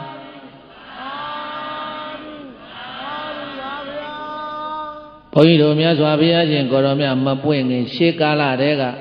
ဒိဋ္ဌိဆရာကြီး6ဦးတဲ့ဒိဋ္ဌိဆရာကြီးဘယ်နှဦးတဲ့လဲပုဒ္ဒနာကတ္တဗမကလိဂောသလမကုဒပကုဒကင်္စာယနာဘေလတ္ထတိတ္တနိတိခန္ဓနာတဗုဒ္ဓဆိုတဲ့ဒီဒိဋ္ဌိဆရာကြီးတွေကသူတို့ကိုသူတို့ဖယားလို့ကြေညာဘာလို့ကြေညာလဲဖယားလို့ကြေညာပြီးတော့အဲ့ဒီဒိဋ္ဌိဆရာကြီးတွေဟာဖယားတာဆိုတယ်ဝိပဿနာရှုနိမနိသူတို့မသိသလားကြေညာတော့ဘာလို့ကြေညာဖယားလို့ကြေညာပြီးတော့ခန္ဓာကိုယ်ဘယ်လိုရှုရမလို့ဆရာကြီးပြောဆိုတော့မပြောနိုင်ဘူးပြောနိုင်လားမပြောနိုင်ဘူးတဲ့ဝိပဿနာရှုနိမနိကျင့်စဉ်ဤတွေကိုသူတို့လည်းမသိသူတပည့်တွေလည်းမဟောနိုင်မပြောနိုင်တော့မက်တရားဖို့တရားနိဗ္ဗာန်တရားတွေကိုသူတို့လည်းမတွေ့ရဘူးသူတို့ရဲ့တပည့်သားသမီးတွေလည်းမတွေ့ရဘူးတဲ့ဟောဘုန်းကြီးတို့မြတ်စွာဘုရားအလောင်းတော်ဥရဝေလာတော်တယ်မှာဒုက္ခရစရိယသွားကျင့်တော့မြတ်စွာဘုရားရဲ့အလောင်းတော်ဘဝမှာအာလာရယသိနဲ့ဥဒကယသိဆိုပြီးတော့ဆရာ2ယောက်ရှိလားမရှိဘူးလားအလွန်ဉာဏ်ကောင်းတဲ့ပုဂ္ဂိုလ်တွေပြည့်တိုက်အဲ့ဒီအာရာရတို့ဥဒကယသိကြီးတွေဒါပေမဲ့သူတို့ထာမှာဘုန်းကြီးတို့မြတ်စွာဘုရားကသွားပြီးတော့အလောင်းတော်ဘဝကသွားပြီးတော့နိဏနေတယခံတယ်သူတို့တတ်ထားသမျှခုနတုန်းကဘုန်းကြီးပြောသလိုပေါ့ဟိုရှောင်းလင်ကွန်ဘူးပညာတို့လိုဒီခါတဲ့မိတိုင်းတွေကြည်ပြီးတော့နေကြည့်ပြီးတော့တခါတဲ့ဒီချင်းရတဲ့အကျင့်တွေကျင့်ပြီးတော့ဒါတွေပဲသင်ပြီးတော့နောက်ဆုံးဘယ်လောက်ထိအောင်လောကီအဆင့်မဲ့ရောက်တဲ့လောကုတ္တရာမဉ္ဇဉ်ဘုံညာကိုမတက်နိုင်တဲ့နေတဲ့ဝိပဿနာရှုနည်းမှန်နေကျင့်နည်းကိုသူတို့မပြောပြနိုင်တော့ရှင်းရှင်းပြောရင်ပေါ့ပရိသတ်သမထအဆင့်လောက်တော့ပြနိုင်တယ်ဘယ်အဆင့်ပြနိုင်လဲဒီဥဒကတို့အာလာရတို့ဆိုတာသမထအဆင့်တော့ပြနိုင်တယ်သမထရဲ့လမ်းဆုံးကဇံမှာဆုံးတယ်သမထလမ်းဆုံးကဘာမှာဆုံးလဲဇံဆိုတာကလည်းဘုန်းကြီးတို့ပြည့်တဲ့2မျိုးမှပါလောကီဇံနဲ့လောကုတ္တရာဇံနဲ့ဘာဇံနဲ့လောကုတ္တရာဇံဆိုတာကတော့ဒီမညာဘုံညာကိုရမှလောကုတ္တရာဇံကဖြစ်တာလောကီဇံဆိုတာကတော့ခုနတုန်းကသမထပေါက်ရောက်လို့ရှိရင်လောကီဇံရတယ်ရလားမရဘူးလားဒါပေမဲ့လောကီဇံဆိုတာမမြဲဘူးတဲ့လောကီဇံဆိုတာဘာလဲမမြဲဘူးတဲ့လောကီဇံဆိုတာမမြဲဘူးအဲ့ဒါပြုတ်ကြတတ်တယ်ဒါကြောင့်ဗမာစကားရှိပါတယ်ကိုရင်လေးဇံကစားဂမ္မနဲ့ညာဆိုတာအဲ့ဒါကောင်းကင်ဇံကစားရင်းနဲ့နောက်တော့အောက်ကအမျိုးသမီးသရှင်းတန်ကြားပြီးတော့ဇံပြုတ်ကြတာပဲလောကီဇံဆိုတာမမြဲဘူးအဲ့ဒါမနေ့ကဘုန်းကြီးတို့မော်လမြိုင်တရားပွဲသွားတော့မော်လမြိုင်မௌဒ္ဓမရေးပိတ်တဲ့ဝဲတရားပွဲသွားတော့မော်လမြိုင်ကျောင်းမှာတရားဟောတော့နားတဲ့ညတိမ်ထဲမှာအဲ့ဒါဘုန်းကြီးတို့နေရာလေးပေးတော့တိမ်ဖျားစင်ပေါ်မှာဓာတ်ပုံတွေတင်ထားတာတွေ့တယ်ကောင်းကင်ပြန်နေတဲ့ပုံဘုန်းကြီးတပါးပုံဓာတ်ပုံရတဲ့အောက်ကစာသင်ကျောင်းကြီးနေအဲ့ဒါဘုန်းကြီးကအဲ့ဒါတိမ်နေနေတဲ့ဘုန်းကြီးမေးတယ်ဘုန်းကြီးဒါဘာပုံတော့ဆိုတပည့်တို့မော်လမြိုင်တောင်ရိုးပေါ်မှာညနေကြလို့ရှိရင်ဗျာတဲ့ယဟန္တာတပါးကြွလာတယ်တဲ့အဲ့ဒါဓာတ်ပုံနဲ့လှမ်းရိုက်ထားတာတဲ့ကောင်းကင်ကနေဇံပြန်လာတာတဲ့ကောင်းကင်ကနေဘာပြန်လာတဲ့တချို့နေရာတွေတော်တော်နှိမ့်နေကလေးကိုပြန်လာတာအဲ့ဒါနဲ့သူတို့အောက်ကကလေးတွေနေတဲ့စာသင်ကျောင်းအဲ့ဒီစာသင်ကျောင်းရဲ့အထက်ကနေပြီးတော့သူတို့ဓာတ်ပုံဖမ်းပြီးတော့ရိုက်တာတိုးတော့ဟိုပုံတရံကတော့သင်္ကန်းနဲ့ပဲပြေးတယ်လူလုံးလူတွေမကွဲဘူးမျက်နှာလည်းမမြင်ရဘူးအဲ့ဒါဘာလို့သတ်မှတ်တော့လို့ဆိုတော့ယဟန္တာလို့သတ်မှတ်တယ်တဲ့ဒီပြည်တို့ကတော့ကောင်းကင်ပြန်တယ်ဒါကြောင့်ဘုန်းကြီးကပြောပြတယ်ရှင်ဗျာကောင်းကင်ပြန်နိုင်လဲယဟန္တာတော့မဟုတ်ဘူးနော်လို့ဇံရတဲ့ပုဂ္ဂိုလ်တွေလည်းကောင်းကင်ပြန်နိုင်တယ်ဇံရတဲ့ပုဂ္ဂိုလ်တွေလည်းပါတယ်ဒေဝဒကယဟန္တာမဟုတ်ပါဘူးဟုတ်သလားကောင်းကင်ပြန်နိုင်တယ်လောကီဇံခေါ်တယ်ဘာဇံခေါ်တယ် ဝိကဓာတ်ပုံကိုဘုန်းကြီးတရားကြည့်တော့ဘုန်းကြီးပါဆုံးဖြတ်ချက်ချတော့ဆိုတော့ဒီမြို့ရဲရွာတွေကိုကြွတဲ့အခါမှာဘုန်းကြီးတို့ဝိနည်းတိတ်ခါဘုတ်ကသင်္ကန်းယုံရမယ်မလုပ်ရမှာတဲ့ဒါဘ ഹു တုဒ္ဒအဖြစ်ပြောပြတာနော်ဟုတ်တယ်မဟုတ်တယ်ဘုန်းကြီးလည်းဘာမှဆုံးဖြတ်ချက်ချလို့တော့မတတ်ဘူးအဲ့တော့ဒီယဟန္တာတစ်ပါးကမြို့ရဲရွာတွေကိုတကယ်ကောင်းကင်ကနေဇောင်းရှိပြီးတော့ပြန်ကြွလာမယ်ဆိုရင်လည်းပဲသူဘာလုပ်ရမလဲသင်္ကန်းယုံရမယ်ဘာလုပ်ရမလဲယဟန္တာတို့မြည်သည်မှာဝိနည်းကိုအသက်ထက်တံမိုးထားတယ်လေဟုတ်တယ်မို့လားအဲ့တော့ဒီမြို့ရဲရွာတွေကိုဖြတ်သွားတော့မယ်ဆိုလို့ရှိရင်ဘာလို့မသင်္ကန်းယုံရမယ်အဲ့ဒီကောင်းငင်မှာတွေ့တယ်ဆိုတဲ့ပုံဟာသင်္ကန်းယုံနဲ့ဆိုရင်တော့ဒါယဟန္တာဖြစ်နိုင်တဲ့အလားအလာတော့ရှိတယ်ပေါ့ဟုတ်လားသင်္ကန်းမယုံပဲတဲ့ဒီတိုင်းသင်္ကန်းရမ်းကြီးနဲ့ဆိုလို့ရှိရင်တော့လည်းပဲဒါရိုးရိုးလောကီဆန်ရတဲ့ပုဂ္ဂိုလ်လားဘယ်လိုလဲတော့ကိုလည်းဓာတ်ပုံကြည့်ပြောရတာကိုဟုတ်လားပဲသားအဲ့တော့မပြောတတ်ဘူးမပြောတတ်တော့ကိုလည်းဘာမှမဝေးပါဘူးကိုယ်စိတ်တော်ကိုကြည့်နေဓာတ်ပုံကိုသင်္ကန်းယုံလားမယုံလားဘူးလားကိုလက်လန်းမိသလောက်တွေကိုညာလေးနဲ့ကိုဆန်းစစ်တာပါတချို့ကလည်းလာလျှောက်တယ်ရှင်မရဘယ်မှာဆရာတော်ကယဟန္တာလို့ပြောတယ်ဟုတ်လားမသိဘူးငါလည်းဘေဘုန်းကြီးကတော့ယဟန္တာလို့ပြောတယ်ဖေကမသိဘူးယဟန္တာရဲ့အကြောင်းကိုယဟန္တာပဲသိတယ်နော်ကိုလိုဘာမှအရှင်းမရှိတဲ့ပုဂ္ဂိုလ်ကမဟုတ်ဘူးလို့သာပြောတော့ဟုတ်နေကိုမှပြင်းဖြစ်ဘူးလားအဲ့ဒါကြောင့်မလို့မသိဘူးလားပြောဘုန်းကြီးတို့ဘုရားဘာသာတွေကလည်းအဲ့လိုလေးပေါ့နည်းနည်းလေးတစ်ခုခုထင်ထင်ရှားရှားလေးပြလိုက်လို့ရှိဟာဒါယဟန္တာပဲယဟန္တာပဲအဲ့နဲ့ဆက်ပြီးလို့ပြောမယ်ဘုရားတိုင်ကိုတရားပရမဥသုံးညဗရဏာကြီးထိုးတော့ကိစ္စမရှိဘူးဟုတ်လားဒီလောက်ကတော့ရန်ကုန်ရောက်တော့အဲ့ဒါကားဆရာလေးရရန်ကုန်တရားတဲ့ဘုံနဲ့ကြောင်းရောက်လို့ရှိရင်ကိုရင်လေးတွေပြအောင်နဲ့အဲ့တိတ်ကိုလေးတစ်ခွေဝဲလာတိတ်ကိုလေးတစ်ခွေဝဲလာတိတ်ကိုရဘာတော့ဆိုတော့မျက်လက်ဆရာကြီးခေါ်ပါဖီးရဲ့ဆရာတိတ်ကိုလေးပြယူလာတဲ့ဘုန်းကြီးနဲ့ကြည့်ဟာဒီကောင်ကောင်းငင်ပြနိုင်တာပဲဘုရားကြီးအဲ့ဒီထဲမှာဘုန်းကြီးကြည့်နေကွန်ပျူတာနဲ့လှုပ်ထားတော့မှဖြစ်နိုင်ဘူးကောင်းငင်ပြန်တက်သွားသူจะပြန်ဆင်းလာလိုက်တယ်ဟာအဲ့ဒါဘုန်းကြီးတို့နှစ်ပါးထိုင်ကြည့်နေတပါးကပြောတယ်တကယ်ဘုန်းကြီးတို့ကကိုတော်ကြီးဒီကောင်ဘာတွေစွမ်းလဲမသိဘူးတဲ့မသိဘူးလို့ဘာတွေစွမ်းလဲတော့အဲ့ဒါကောင်းငင်ပြန်တက်သွားကောင်းငင်လေးပြန်ဆင်းလာတယ်အဲ့ဒါဘယ်လိုတွေလှုပ်ထားလို့ဘာတွေလဲတော့မသိဘူးပေါ့လေအဲ့တော့ဒါကလည်းဘုန်းကြီးတို့ကနေ့ခေတ်ပညာအရလားဓာတ်ပုံတို့ကွန်ပျူတာတို့ကလည်းဒီနေ့ခေတ်ကလည်းတအားကြီးကိုခေတ်စားလာတဲ့အခါကျတော့ဒီကပြောချင်တာကပေါ့လေဘုန်းကြီးပြောချင်တာကဒါနဲ့ပညာတော့တွဲကြဘာနဲ့တွဲရမလဲသိပြီးတော့တရားတွေလွန်သွားပြန်တော့လေပညာကမလိုက်နိုင်ဘူးဆိုလို့ရှိရင်တရားလွန်ကဲပညာနဲ့အလွဲယုံတတ်သည်တဲ့ဟုတ်လားအဲ့တော့ထူးထူးဆန်းဆန်းတွေရတဲ့ရှေးလျှောက်ဘာတွေပေါ်လို့ပေါ်မှလည်းမသိဘာတွေဖြစ်မှတော့မသိဘူးပေါ့လေအဲ့တော့ဘာတွေဖြစ်တာထားကိုယ်လုံးမဟုတ်ဘူးအဲ့တော့အခုပြောချင်နေတာကဘုန်းကြီးတို့ပြည်သားကိုဘုန်းကြီးဗာပြောချင်နေတာတော့ဆိုလို့ရှိရင်ဒီဖယားရှင်ကိုတော်မြတ်အလောင်းတော်ဘဝကဥဒကနဲ့အာလာရတို့ဒီယသိညီနောင်တို့ဒီယသိနှစ်ပါးဟာမြတ်စွာဘုရားကိုတို့မြတ်စွာဘုရားအလောင်းတော်သိတ္တထကိုတို့တတ်တဲ့ပညာတွေသင်ပေးတယ်သို့တော့တို့ရဲ့အဆုံးကဇန်လမ်းမှာပဲဆုံးတယ်ဘမှာပဲဆုံးတယ်မဲ့ညာဘုံညာကိုမရောက်နိုင်ဝိပဿနာရှုနည်းသူမပြောနိုင်မပြနိုင်ဝိပဿနာရှုနည်းအဲ့တော့ဘုန်းကြီးတို့မြတ်စွာဘုရားရှင်ကိုတော်မြတ်ပွင့်တော်မူလာတဲ့အခါကျတော့မြတ်စွာဘုရားကဝိပဿနာရှုနည်းမှန်ဒီကိုဟောပြောပြသလိုက်တဲ့အတွက်ကြောင့်မို့လို့အဲ့ဒီမြတ်စွာဘုရားရဲ့တရားတော်ကိုနာကြားရရှုမှတ်ရကြိုးစားရပွားများရတဲ့ပုဂ္ဂိုလ်တွေထဲမှာတဲ့9နှစ်အရွယ်မိန်းကလေးတွေလည်းပဲထူးခြားသွားတယ်ဝိတာခာတဲ့ဘယ်သူလဲဝိတာခာက9နှစ်သမီးနဲ့သောတာပန်တည်တာဝိတာခာဘယ်နှစ်လဲ9နှစ်သမီးနဲ့သောတာပန်တည်တာမြတ်စွာဘုရားသူတို့မျိုးကိုကြွားလာတော့သူ့အဖိုးကသူမြည်လေးကိုဝိသခာရေးနဲ့တငယ်ချင်း900ခေါ်ယောဂီဝတ်စုံလေးတွေနဲ့အဲ့ဒါပန်းအိုးလေးတွေတပည့်အိုးလေးတွေခေါင်းပေါ်ရွက်ခေါင်းမုံလေးတွေနဲ့ဖျားကြိုခိုင်းတာအဲ့ဒါမြတ်စွာဘုရားကြိုတဲ့နောက်ကလေး9နှစ်ဘာမှမသိသေးဘူးအဲ့ဒါလိုက်သွားမြတ်စွာဘုရားကမြို့လက်ကောင်ဓမ္မပလင်ကြီးပေါ်မှာသတင်းသုံးဝိသခာတို့ကလေးအုပ်စုရှေ့ဆုံးကထိုင်တာထိုင်တော့ပန်းအိုးလေးတွေရှေ့ချအဲ့မှာမြတ်စွာဘုရားတရားဟောတာပဲအဲ့တရားတော်အဆုံးမှာဝိသကသောတာပန်တည်တာပဲဝိသက9နှစ်နဲ့သောတာပန်တည်တယ်ဘယ်နှစ်နဲ့သောတာပန်တည်တယ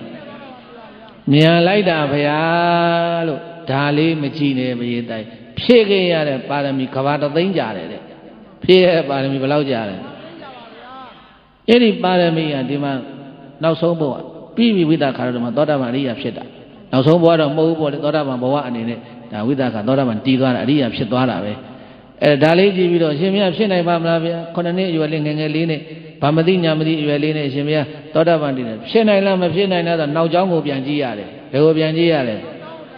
အကြောင်းကြောင့်အကျိုးရတာဘာကြောင့်ပါရတာလဲ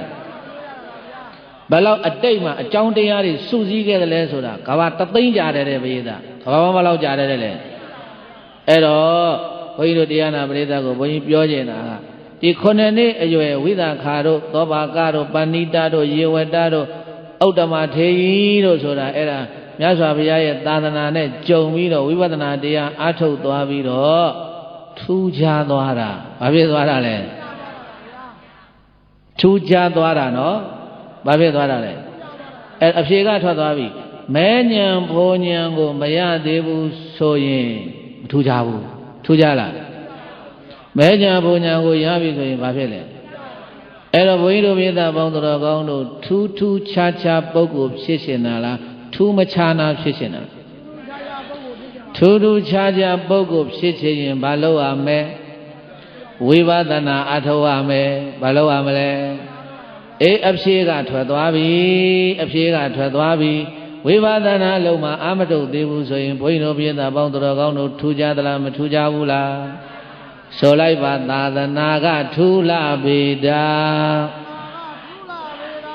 တို့တွေလူများအိစာပျော်ကပြင်ပလူများအလားတူစွာထူးသောညာမချာနာတော့ပါသာသနာကထူးလာပေတာတို့တွေလူများအိစာပျော်ကပြင်ပလူများအလားတူစွာထူးသောညာမချာနာတော့ပါသာသနာကထူးလာပေတာတရားအလုံးအထုတ်သူသာတရားသိထားခြားနာလေတာထူးခြားနာတရားတွေ့အောင်ရှာသာသနာကထူးလာပေတာတရားအလုံးအထုတ်သူသာတရားသိထားခြားနာလေတာထူးခြားနာတရားတွေ့အောင်ရှာယောဇဝတ္တတတံဇီဝေတုတ်တိလောအသမဟိတောဧကဟံဇင်ဝိတံသေယောသီလဝန္တတဇာယိနောတိဣမံဓမ္မဒေသနံတထဇေတဝနေဝိဟရန္တောတံကိစ္စသာမဏိရံအာရဘကထေတိယောဇဝတ္တတတံဇီဝေတုတ်တိလောအသမဟိတောဧကဟံဇီဝိတံသေယောသီလဝန္တတဇာယိနောတိအစရှိသောဣတရားဒေသနာတော်များကိုတထလူနတ်တို့ဆရာဖယားများစွာသည်ဇေတဝနေဇေတွန်ခေါ်ကြောင်းတိုက်တော်မှာဝိရန္တောယပထလေးလီဖြင့်မြညီရွှင်ပြုံတရင်သုံးစံပေတော်မူနေစဉ်ခါကာလစီတုံးကတန်ကိစ္စသာမဏေရံတန်ကိစ္စလို့အမည်ရတဲ့ကိုရင်တစ်ပါးကိုအာရဘအကြောင်းပြု၍ကထေတိကရုဏာရှိထားမေတ္တာအားဖြင့်မိန်ကြတော်မူခဲ့ပါပေသတည်း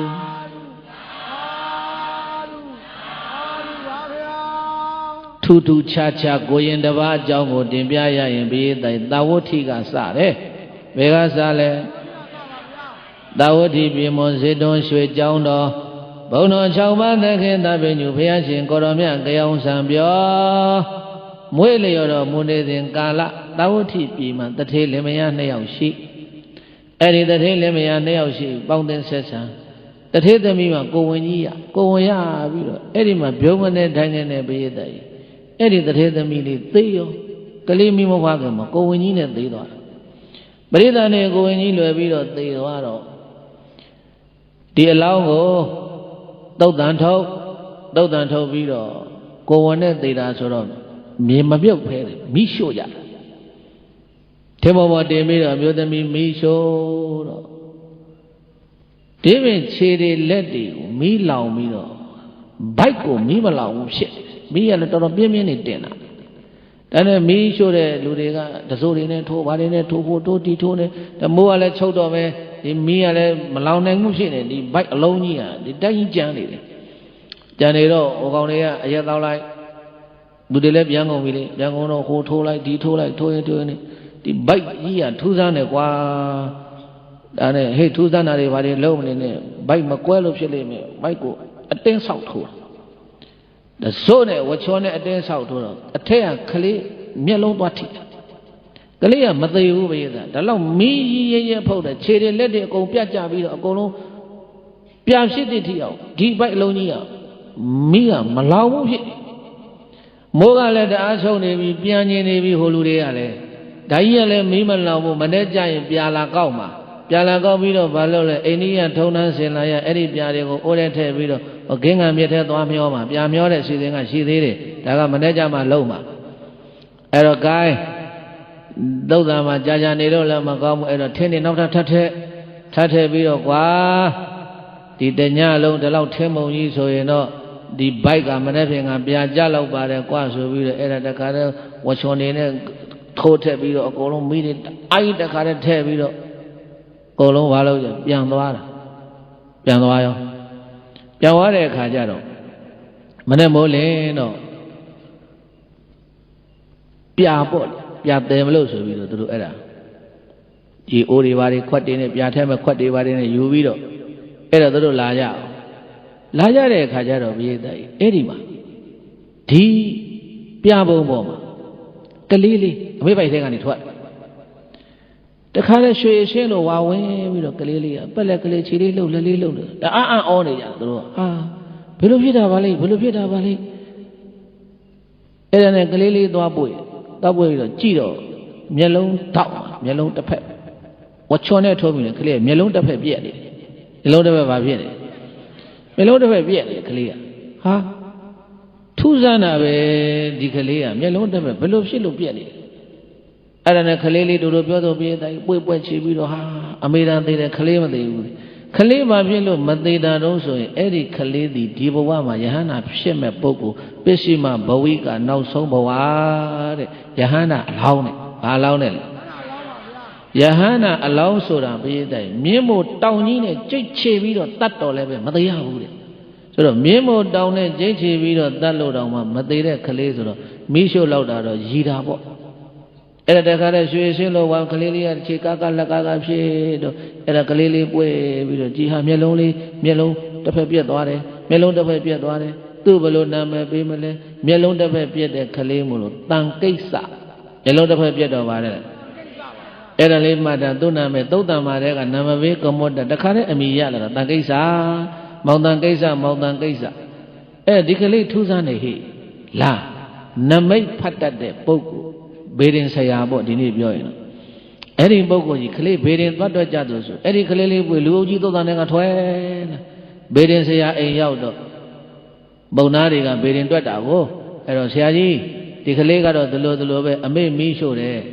အမေခန္ဓာကိုယ်အကုန်လုံးပြကြပြီးတော့ဝမ်းမိုက်ကြီးကျန်းနေခဲ့တယ်အဲ့ဒီဝမ်းမိုက်ကြီးမီးရှို့တာလည်းမလောင်ဝမ်းမိုက်တွေကပေါက်ပြီးတော့မနေ့ကျတော့အဲ့ဒါဒီကလေးလေးတွေ့ရတာပဲအဲ့ဒီကလေးရဲ့ရှေ့ဖြစ်နောက်ဖြစ်ကိုဇာတာခွင်များချပြီးတော့တွတ်ပါအော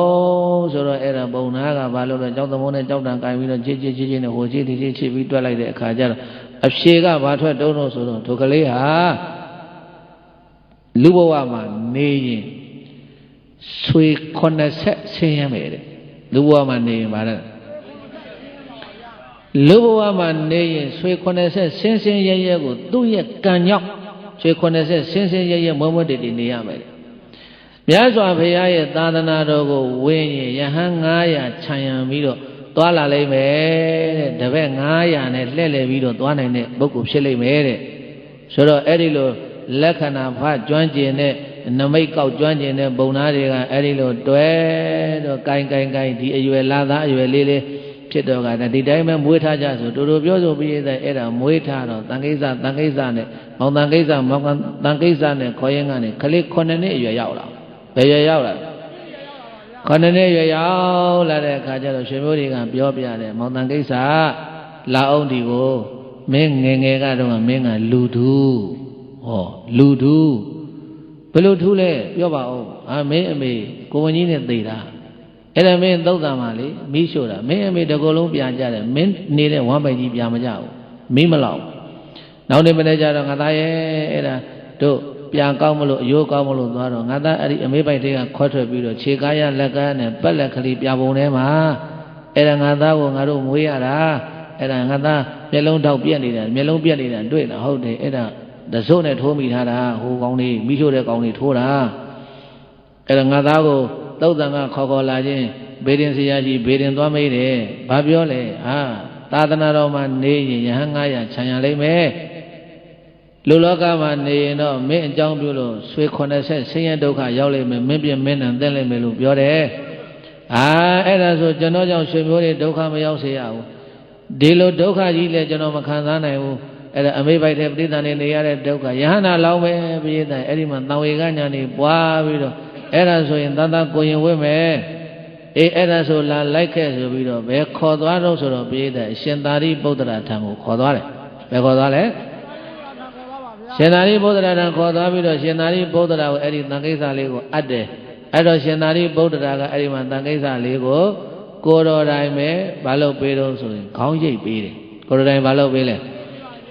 အဲ့ဒါဆံချပေးတယ်ပေါ့ဒီနေ့ခေတ်ခေါ်ရင်တော့အဲ့ဒါဆံချတဲ့အချိန်မှာရှင်သာရိပုတ္တရာကဟဲ့မောင်တန်ကိစ္စငါပြောတာနားထောင်အဋ္ဌိဣမသမိန်ကာယေ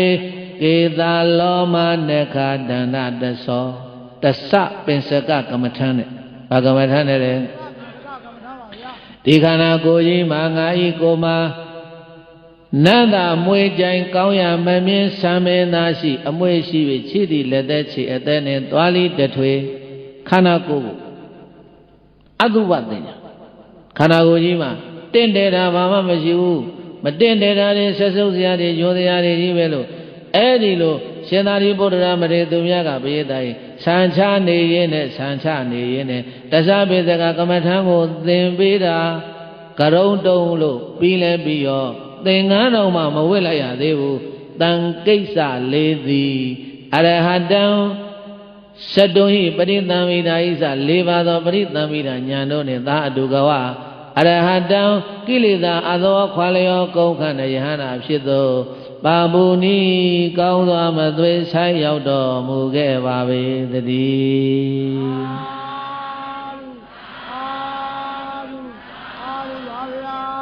ပါရမီရှင်ဟာဘေးတိုင်သင်္ကန်းတော်မိုးရသေးဘူးယဟနာဖြစ်တယ်တဲ့မွေးလာတော့ကလည်းသူများတဲ့ထူးတယ်အခုခြားနာသွားပြီသူဘာဖြစ်သွားပြီလဲခြားနာသွားတာသင်္ကန်းတော်မိုးရသေးယဟနာဖြစ်သိတဲ့ရှင်သာရိပုတ္တရာကအဲ့ရှေ့တုန်းကတော့လေခုခေတ်တော့မပြောပါနဲ့ဘေးတိုင်ရှေ့တုန်းကဆိုရင်ရှင်လောင်းနေသင်္ကန်းဝတ်တော်မယ်ဆိုဘုန်းကြီးကြောင့်တစ်လလောက်ကြိုပို့ရတယ်ပို့လားမပို့ရဘူးလားသင်္ကန်းဘေးသင်္ကန်းတော်အကုန်ကျက်တသဗ္ဗေသကကမ္မထံကျက်ပရိသင်္ကယောနိသော၄ဘုတ်ကျက်သာသနာမှာရှေ့ကခုခေတ်ကတော့မရှိတော့ဘူးရှိသေးလားအကြောင်းပိတ်ခဏီးမှာအကြောင်းပိတ်တော့မှကမ္မကဏ္ဍလာချင်ဘုံဘုံဖရာတဲ့ကလေးသင်္ကန်းဝတ်ရှင်လို့ရှိမှုပြီးအေးပြုတ်အဲ့ဒါညနေကျခေါ်လာကရုံတုံဓာတ်ပုံတွေရိုက်ကလေးကငိုးအောက်ကနေဘာတသပြင်စကမ္မထံမှလည်းမပါဘူးပါလားအမေနဲ့ဖေနဲ့အမေကဘယ်ဘက်လာလေအဖေကညာဘက်သွားလေထိုင်မအောင်ဗီဒီယိုဆရာကျမပုံပါအောင်ရိုက်နော်ဒါပဲတွေ့ရတာပဲကလေးရတဲ့အောက်ကနေဆက်ပြတယ်မျက်စိထဲဝင်လို့ငိုတတမငုံနဲ့တိတ်ကလေးရတဲ့အမျက်လုံးလေးပို့လိုက်အမေမပြီးသေးဘူးလားတတစိတ်ညစ်နေပြီဘယ်မှမတသပဲကကမ္မထာနဲ့သင်လို့မရဘူးရသလား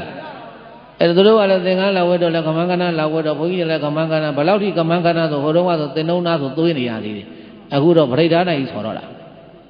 ဟုတ်တယ်မဟုတ်လားဆံချဆိုဟိုတုန်းကမဲသင်္နှုံးသားနဲ့ကြားနဲ့ခတ်ပြီးတော့ဒီလိုရိတ်တာအခုကတော့ဗရိဒ္ဓနဲ့ပြီးနဲ့ရိတ်ရှာပြီးလာကဲထိုင်ဟဲ့ဆိုးဟဲ့တကလာဝတာဒုက္ခနေတရဏဘုန်းကြီးကကြီးတိုင်ရတော့တာဟိုတုန်းကသင်္ကန်းမေးသင်္ကန်းတော့ကျဲရတယ်ကျဲရလားမကျဲရဘူးလားအဲ့ဒါတချို့ဆိုရင်ကလေးငယ်လေးတွေတလောကတော့ကိုင်းစမ်းပြီးလို့ပြောရင်ကိုတရားဆုံးမှမဟုတ်တော့ဟုတ်လားတလောကတော့အဲ့ဒါတိတ်ခွေနာလိုက်ရတယ်မန္တလေးမစိုးရင်ဆရာတော်ကြီးပေးတဲ့ဩဝါဒလေးနာလိုက်ရတော့ဘုန်းကြီးကတိတ်သဘောကျတာအဲ့ဆရာတော်ကြီးဩဝါဒကိုအဲ့မှာဆရာတော်ကြီးကရှင်ပြုတ်လူတစ်ခုမှဩဝါဒပေးတယ်မင်းတို့ကွာတဲ့အခုခေတ်သင်္ကန်းဝတ်တဲ့ကလေးတွေကလည်း တရဏဂုံတော်ပြီးအောင်မဆိုနိုင်ဘူးငယ်ငယ်လေးတွေတချို့3နှစ်သား4နှစ်သားလေးတွေသင်္ကန်းဝတ်တယ်ဆိုတာ10နှစ်ကျော်မှဝတ်ဟတယ်ဘယ်လောက်မှဝတ်တယ်လဲ10နှစ်ကျော်မှဝတ်ဟတယ်မင်းတို့ကအခုက3နှစ်သားလည်းပါ4နှစ်သားလည်းပါ2နှစ်သားလည်းပါ2ခါလည်းသားလည်းပါ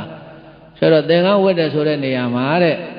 ဆိုတော့ကြီးပေးတဲ့ဩဝါဒသိကောင်းလို့ဘုန်းကြီးကဖောက်တယ်ပြန်ချတာသင်္ကန်းဝတ်တယ်ဆိုတဲ့နေရာမှာကိုရင်ဖြစ်တဲ့နေရာမှာပေးတဲ့အချက်3ချက်ရှိတယ်ချက်ပဲနဲ့ချက်တယ်နံပါတ်1ဆံရိပ်ရမယ်တဲ့နံပါတ်1ပါတယ်လေနံပါတ်2ကသင်္ကန်းဝတ်ပေးရမယ်တဲ့နံပါတ်2ကပါတယ်လေနံပါတ်3ကတရဏဂုံလိုက်ဆိုရမယ်တဲ့နံပါတ်3ကပါတယ်လေဆံရိပ်တခန့်သင်္ကန်းပေးတုံတရဏဂုံပေးညဤ3ပါးခေါ်ညပပိဇာဆိုပြီးတော့ရွှေကုသတော်ဘုရားကြီးရေးတဲ့ရွှေကုရှင်ကျိုးအကျဉ်းချမ်းကြီးထဲမှာဒီလင်္ကာလေးတွေပါအဲ့တော့ကိုရင်တစ်ပါးဖြစ်ဖို့လို့ဆိုတာဆိုင်နေဝိုင်းနေမန္တတ်တွေဓာန်ပေါက်တွေဖိတ်စာတွေရက်တောင်တွေရေခဲမှုတွေဒါအရေးမရှိဘူးလေအရေးကြီးတာက3ချက်ပဲရှိတယ်ရေးကြီးတာဘယ်နှချက်လဲ1ဆံချရမယ်ဒီပါတယ်လေ2က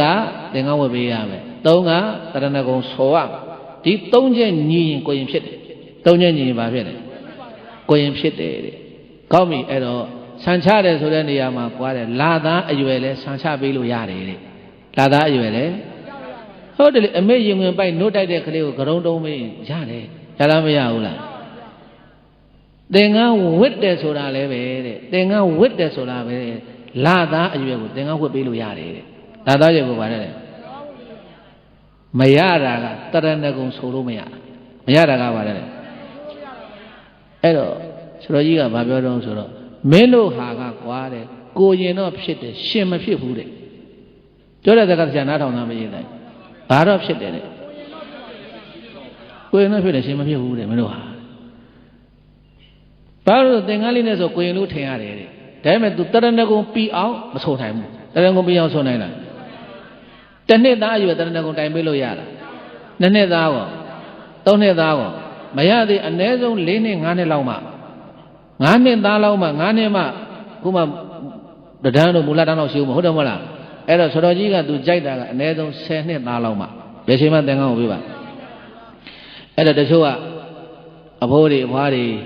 အသက်ကြီးလို့မြည်လေသင်္ကန်းဝတ်လေးနဲ့မြင်သွားခြင်းနဲ့ဆိုရင်တော့ငါချွေးခြင်းနဲ့ပြောပါမယ်တဲ့ဝတ်ပေးလိုက်ပေါ့တဲ့သူတို့စိတ်ချမ်းသာအောင်တဲ့တစ်နှစ်သားပဲဖြစ်ဖြစ်နှစ်နှစ်သားပဲဖြစ်ဖြစ်သုံးနှစ်သားပဲဖြစ်ဖြစ်ဒါပေမဲ့ရှင်မဖြစ်ဘူးဖြစ်သလားတစ်ချက်ပြတ်သွားလို့မပြတ်သွားလို့လေလာသားအရွယ်ဆံရိပ်ပေးလို့ရတယ်ရလားမရဘူးလားအဲ့ဒီလာသားအရွယ်ကလေးလေးကိုသင်္ကန်းဆွတ်ပတ်ပေးလို့ရတယ်ရလားမရဘူးလားဒါပေမဲ့တရဏဂုံဆိုလို့မရဘူးရလားအဲ့တော့ရှင်ဆိုတဲ့နေရာမှာပြေးတိုင်းတရဏဂုံ3ပါးဆိုနိုင်မှနော်တရဏဂုံပိသမှာကိုရင်ဖြစ်တယ်ရှင်ဖြစ်တယ်ထားလိုက်ပါတော့အဲ့ဒါကိုဆရာတော်ကြီးကဘာပြောတော့ထပ်ပြောတော့ဆိုတဲ့အခါကျတော့အဲ့ဒီအရွယ်ကိုတဲ့မင်းတို့သင်္ကန်းဝတ်ပြီးဓာတ်ပုံလေးရိုက်ထားတယ်။ဘာလေးရိုက်ထားတယ်လဲ။ဓာတ်ပုံလေးရိုက်ထားတယ်။ तू 12နှစ်သား13နှစ်သားအရွယ်ကြတယ်အဲ့ဒီဓာတ်ပုံလေးကိုထုတ်ပြလိုက်တဲ့။ငါသားမင်းကိုဒီအရွယ်တော့ကအဖိုးတို့ဖားတို့ကသင်္ကန်းဝတ်လေးနဲ့မြင်ချင်းနဲ့ဆိုလို့မင်းကငါတို့သင်္ကန်းဝတ်ပေးလိုက်တာ။အဲ့တော့ငါသားဟာရှင်မဖြစ်သေးဘူး။တရဏဂုံမဆိုနိုင်လို့ရှင်သာမဏေမဖြစ်ဘူး။အဲ့တော့ငါသားအခုရှင်သာမဏေဖြစ်အောင်ပြန်ပြီးတော့ဝတ်ပေးပါလို့ဆိုပြီးတော့အဲ့ဒီချိန်ကြတော့မှအဲ့ဒီကလေးကိုကြာနာနာဘုရားသာသနာပေါ်မှာဘုန်းကြီးမပြည့်ရင်လည်းနေတော့တဲ့ဆိုင်မထက်ရင်လည်းနေတော့မနမငားရင်လည်းနေတော့အဲ့ဒီကြတော့မှကြာနာနာသင်္ကန်းဝတ်ပေးပါဒီဩဝါဒကမှတ်သားလောက်တယ်ပြည်တိုင်မှတ်သားလောက်လားသိမှသားလောက်တာဘုန်းကြီးကအဲ့ဩဝါဒနာပြီးတော့ဒါပြောတဲ့စကားတစ်ခုပဲလို့အဲ့ဒါစက်မိတဲ့အခါပြောမယ်ဆိုတော့အခုစက်မိလို့ပြောလိုက်တာနော်အဲ့ဒါသင်္ကန်းဝတ်ကြမဲ့ဟိုရှင်ပြူပေးမဲ့အဖိုးတွေဘွားတွေပေါ့လေစာကြီးတွေအပြင်မှာဒါတွေအခုဘုန်းကြီးဒါလေးပြောလိုက်တဲ့အခါမှာငါတို့မြီးတွေကိုသင်္ကန်းဝတ်ပေးရမှာဘယ်ရွယ်ဘယ်ချိန်ဆိုတာကကိုယ့်ကိုနားလည်သွားပြီပေါ့နော်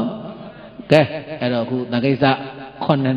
တန်ခိစ္စဘယ်နှစ်9နှစ်အရွယ်မှာရှင်သာရိပုတ္တရာကိုယ်တိုင်ဆံချပေးတယ်ဆံချနေရင်လည်းပဲရှင်သာရိပုတ္တရာသည်သစ္စာပိစကကမ္မထာကိုသင်ပေးတယ်အဲ့ဒီကမ္မထာကိုရှင်းပြရင်းနဲ့ရှင်တန်ခိစ္စဘာဖြစ်လဲယဟန္တာဖြစ်တယ်ဘာဖြစ်သွားလဲထူးလဲထူးတယ်ခြားလဲခြားနာသွားတယ်ဟုတ်တယ်နော်ထူးထူးခြားခြားပေါ့ဘာလဲပြေးတိုင်းအဲ့တော့ယဟန္တာဖြစ်သွားပြီဆိုတော့တရားအထုတ်ဖို့ကိစ္စသူ့မှာမရှိတော့ပါဘူးရှိသလားမရှိတော့ပါဘူးဘာလို့လဲယဟန္တာဆိုရင်ဇန်နေပါတွေဝန်သားမယ်ဖလားသမဘောဝန်သားမယ်ပေါ့သို့တော့သူ့ရဲ့ဆရာကရှင်သာရိပုတ္တရာသူ့ဆရာကဘယ်သူလဲ အဲ့ဒါရှင်သာရိပုတ္တရာခြေတော်ရင်းဝေဆင်းပြီးတော့ရှင်သာရိပုတ္တရာရဲ့ဝေယဝဆတွေကိုပြုစုပြီးတော့နေတာအဲ့ဒီဇေတဝန်ကျောင်းမှာလည်းပဲပရိသတ်ရဲ့ပုံနာမျိုးမင်းမျိုးတထေးမျိုးကနေပြီးတော့အားလုံးတန်ငယ်ချင်းတွေစွတ်ပြီးတော့တန်ငယ်ချင်းအပါ30သင်္ကန်းဝက်နေတာ9ဝါရပြီတဲ့ဘယ်နှဝါရပြီတဲ့9ဝါရပရိယတ္တိဇာပေတွေသင်တဲ့တော့9ဝါရတော့အဲ့ဒီယဟန်တော်30ကအပါ30က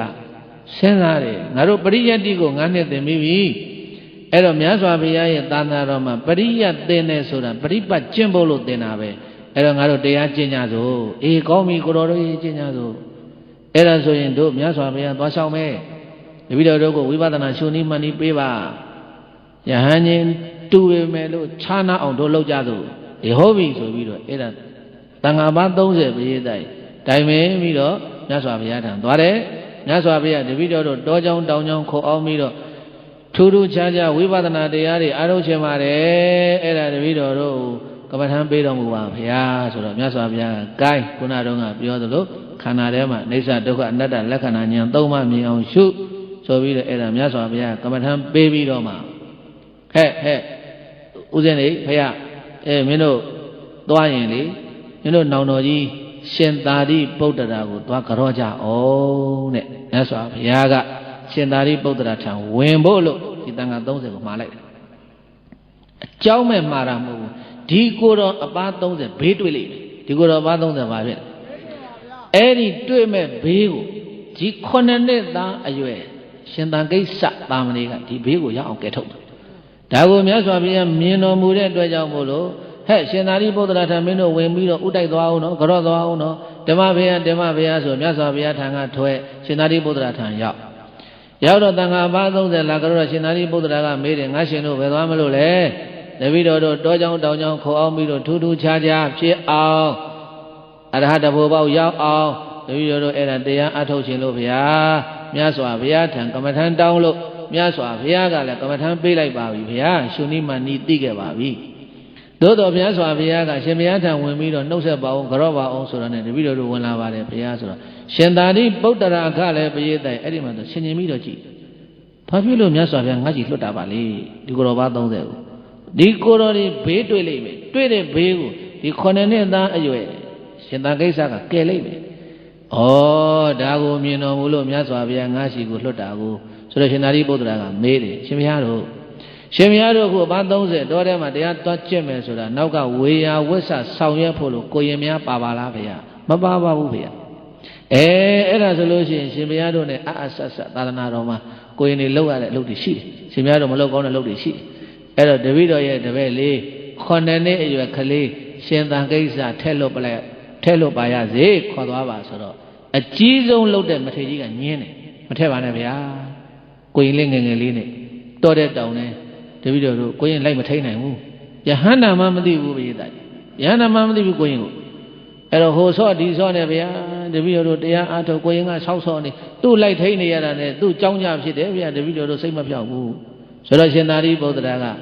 ရှင်ဘုရားတို့ကိုရင်အတွက်နဲ့တော့ဘာမှမကြောင်းကြနဲ့အရှင်ဘုရားတို့ကြောက်တာကိုရင်မှကြောင်းမှုဖြစ်လာလိမ့်မယ်ဒါကိုမြတ်စွာဘုရားမြင်တော်မူလို့တပည့်တော်ထံကိုလွတ်တာအဲ့တော့တပည့်တော်ကိုရင်ထဲလို့ပေးလိုက်မယ်ကိုင်ခေါ်သွားကြဆိုပြီးတော့ဘုရားတိုင်အဲ့ဒါရှင်သံကိစ္စရဲ့ဟိုယဟန်တော်အပါ30ရဲ့အလုံးဘလောက်တုံးဆိုရင်30နဲ့တပါးအလုံးဘလောက်လဲအဲ့ဒီ30တပါးသောသံဃာတော်တွေသာဝတိပြည့်စင်တော်ရွှေကျောင်းတော်ကခွာတော်မူပြီးတော့ခရီးပြင်းနှင်းတော်မူလိုက်တာဘုရားတိုင်ဘလောက်ဝေးတော့ဆိုလို့ရှိရင်ယူဇနာ120ဝေးတယ်ဘလောက်ဝေးလဲယူဇနာ120ဝေးတဲ့ရွာကြီးတရားကိုရောက်တော့တန်ဃာပါ30ကျော်ကြွတော်မူလာတာကိုရွာသူရွာသားတွေကတွေ့ပြီးတော့တန်ဃာတန်းကြီးတွေ့တော့ဟိုတခါမှတလောက်ကြီးကျယ်တယ်များပြားတဲ့တန်ဃာတွေမတွေ့ရဝမ်းမြောက်ဝမ်းသာဖြစ်ပြီးတော့တရားကြည်ညိုကြတော့ရှင်ဘုရားတို့ပဲကြွမလဲဦးဇင်းတို့တရားမှတ်မလို့လားတပည့်တော်တို့ဝါတွင်ကာလရှင်ဘုရားတို့ဒီမှာဝါဆိုရွာထိပ်တောဆက်ကလေးရှိအဲ့ဒီမှာတပည့်တော်တို့ကြောင်းဆောင်ပေးမယ်တပါးတကြောင်သတင်းသုံးပြီးတော့တပည့်တော်တို့သံသင်္ကန်းကြောင်းစေး၄ပါးသောပစ္စည်းတို့ဖြင့်ထောက်ပံ့မရစေတော့ရှင်ဘုရားတို့ဤအယဣရိတာမှာဝိပဿနာတရားကိုချမ်းချမ်းသာသာအထုတ်တော်မူကြပါလို့အဲ့ဒီရွာကတက္ကရာတွေကထွက်ပင်တော့ gain ဒီမှာပဲစရဲချကြသူဆိုပြီးအကြီးဆုံးမထေကြီးကဆုံးဖြတ်ချက်ချတယ် အဲ့ဒီမှာအားလုံးဒကာတွေကဝါကြောင်းလေးတွေဆောက်ပြီးတန်ကိစ္စလေးတွေလည်းကြောင်းလေးတွေကြောင်း30နဲ့တကြောင်းနေချင်းပြီးဆောက်နေချင်းပြီးဆောက်တယ်ဆိုတော့ကဘိယတကြီးတုံတောင်အမိုးနဲ့တုံတောင်အကာပဲဖြစ်လိမ့်မယ်ဒီလိုအာစီတို့ဘာလို့ပဲဆောက်လို့ရနေချင်းပြီးဆောက်တယ်ဆိုတာအဲ့ဒီမှာတန်ဃာတော်တွေသတင်းသုံးနောက်နေမနဲ့ရွာတဲ့ဆွမ်းခံကြွရွာတဲ့ကလူတွေကဆွမ်းလောင်းဒါနဲ့အကြီးဆုံးလုပ်တယ်မထေကြီးကပြောတယ်ရှင်ဘုရားတို့ဒီလောက်တော့မှဆွမ်းနေကိုယ်နေပြည့်ပြည့်စုံစုံတဲ့ဒကာဒကမတွေရှိမြောက်ထောက်ပံ့နေတာကိုတပည့်တော်တို့ဘက်ကစားလိုက်အိတ်လိုက်လုပ်နေလို့မဖြစ်ဘူးအဲ့တော့ကိုတရားကိုနှလုံးသွင်းကြစို့အဲ့တော့တယောက်ထဲနေရင်တရားတဲ့2ယောက်နေရင်စကားတဲ့3ယောက်နေရင်အလကားဖြစ်တယ်အဲ့တော့တပည့်တော်တို့အေးဆေးဆေးနဲ့ကိုတရားကိုနှလုံးသွင်းမနဲ့ဆွမ်းခံကြွချိန်တစ်ချိန်နဲ့ညနေ9နာရီခွဲ6နာရီတရားဆွေးနေတဲ့အချိန်2ချိန်ပဲတန်ခါချင်းချင်းတွေ့ကြကြံတဲ့အချိန်ဆိုရင်မတွေ့အောင်နေကြကိုတရားကိုနှလုံးသွင်းအထုအရေးကြောင့်ရှိလို့ကြားမရေးမကောင်းဘူးတခုခုဖြစ်တယ်ဆိုရင်ဟုတ်တယ်မကလတဲ့တုံတုံထားမယ်တုံခောက်လိုက်တုံခောက်ရင်ကိုလုံးထွက်လာကိုကြောင်းလေးကိုသစ်ပင်အောက်တရားကိုထွက်လာဒီမှာစုဒီဂတိဝတ်ထားပြီးတော့တန်ခါတော်တွေဝိပဿနာတရားကိုအဲ့ဒီမှာကြိုးစားပွားများအားထုတ်နေတယ်တနေ့တော့ဘိသကြီးဆုံးခံကပြန်လာတော့နားမှာလည်းမြစ်လေးရှိတော့မြစ်ထဲမှာရေချိုးတန်ဃာတော်တွေရေချိုးပြီးတော့အဲ့ဒီမြစ်နားကတဲတောင်ကုန်းပေါ်မှာသပိတ်လေးတွေဖွင့်ပြီးတော့ဆုံးဖုံးဝင်နေတဲ့အချိန်မှာဒကာကြီးတစ်ယောက်ရောက်လာတယ်ဒကာကြီးကသမီး2ယောက်ရှိတယ်သူ့မှာသမီးအကြီးအိမ်မှာနေတာသမီးအကြီးမှာနေတော့သမီးနဲ့တော့အရှင်ပြေတယ်ဘိသကြီးသမက်နဲ့မတည့်သမက်နဲ့မတည့်တော့ခဏခဏအိမ်မှာပြဿနာတက်တယ်ပြဿနာတက်တော့မနေခြင်းဘူးသမီးအိမ်မှာသမီးကြီးအိမ်မှာမနေခြင်းသမီးငယ်အိမ်သွားမှာသမီးငယ်ကဟိုးဒီပင်တရွာမှာအဲ့ဒါအိမ်မောကနေတို့ပြောဆိုစိတ်ဆိုးပြီးတော့ဆင်းလာတာအဲ့ဒီတမှာတန်ဃာတွေနဲ့တွေ့တော့တန်ဃာတွေကဆွမ်းစားနေတဲ့အချိန်သူအနားမှာသွားထိုင်အကြီးဆုံးဆရာကြီးကိုကြော့အကြီးဆုံးဆရာကြီးကမေးတယ်ဒကာကြီးဘယ်ကလာတပည့်တော့ဒီလိုလိုပဲဗျာသမီးနဲ့တဲ့ပေးမယ်လို့သမက်နဲ့မတဲ့လို့အိမ်ဘောကဆင်းလာတာသမီးငယ်ရှိသွားမလို့ဒကာကြီးကြည့်ရတာမောမောပန်းပန်းနဲ့သမင်းလဲစားလာရဝုံပေါ်ဘူးမစားရသေးဘူးဗျကဲအဲ့ဒါဆိုဒကာကြီးတိရွက်ကလေးသွားရှာတိရွက်ကလေးရှာတော့အဲ့ဒါဟိုကိုတော်ကတဆုပ်ထဲကိုတော်ကတဆုပ်ထဲအဲ့တော့ဟင်းမျိုးစုံနဲ့တခါတည်းအဲ့ဒီမှာဘိုက်ကားအောင်စားတော့ဒကာကြီးကစဉ်းစားတယ်ဒီကဏ္ဍဒီကိုတော်တွေအလှများရှိလားမသိဘူးရှာတော့ဒီနေ့ရှင်းနေတဲ့စုံလိုက်လားအလှရှိလားမရှိပါဘူးဒကာကြီးနေတိုင်းဒီလိုပဲလားနေတိုင်းဒီလိုပဲဟာတို့မှမြင်ကွယ်ပင်ပင်ပန်းပန်းလှုပ်ပြီးတော့ဟင်းလေးတစ်ခွက်စားဖို့လို့မနဲ့ဒီကိုတော်တွေဘာမှမလုပ်ပဲထိုင်နေရင်းနဲ့စားနေရတာဒီလိုတွေးသွားတာအဲ့တော့ဒီကိုတော်တွေနဲ့ကတ်နေရင်တော့ပြင်ငါတဝန်းတစ်ခါလှလှပပစားပြီးတော့နေရမယ်ဘာလို့မှလည်းမလုပ်ရတော့အဲ့တော့ကတ်စားမယ်တဲ့ကတ်စားရစားကပ္ပိယဆိုတာဒါလားမသိဘူးနော်အဲ့ဒါနဲ့တပည့်တော်ရှင်ဘုရားတော်နာမှာနေပြီးတော့ကပ္ပိယလုပ်ရသေးတော့ဘုရားကပ္ပိယနဲ့ကြားဘူးတယ်နော်ကပ္ပိယဆိုတာဘာတော့ဆိုပါဠိစလုံးပဲပြည့်တယ်မြန်မာလိုအဆအောင်ပြုတ်လုပ်တဲ့သူတဲ့ဗါတယ်လေတန်ဃာတော်တွေမအဆတဲ့အလုပ်တွေကိုအဆအောင်တန်ဃာတော်တွေမလုပ်ကောင်းတဲ့အလုပ်တွေကိုသူဝင်လုပ်ပေးတာကိုအဲ့ဒါကပ္ပိယလို့ခေါ်တယ်တချို့လည်းမိဖို့ကြောင့်လည်းထမင်းချက်နေဟဲ့ကပ္ပိယကြီးဘာတွေချက်နေလဲ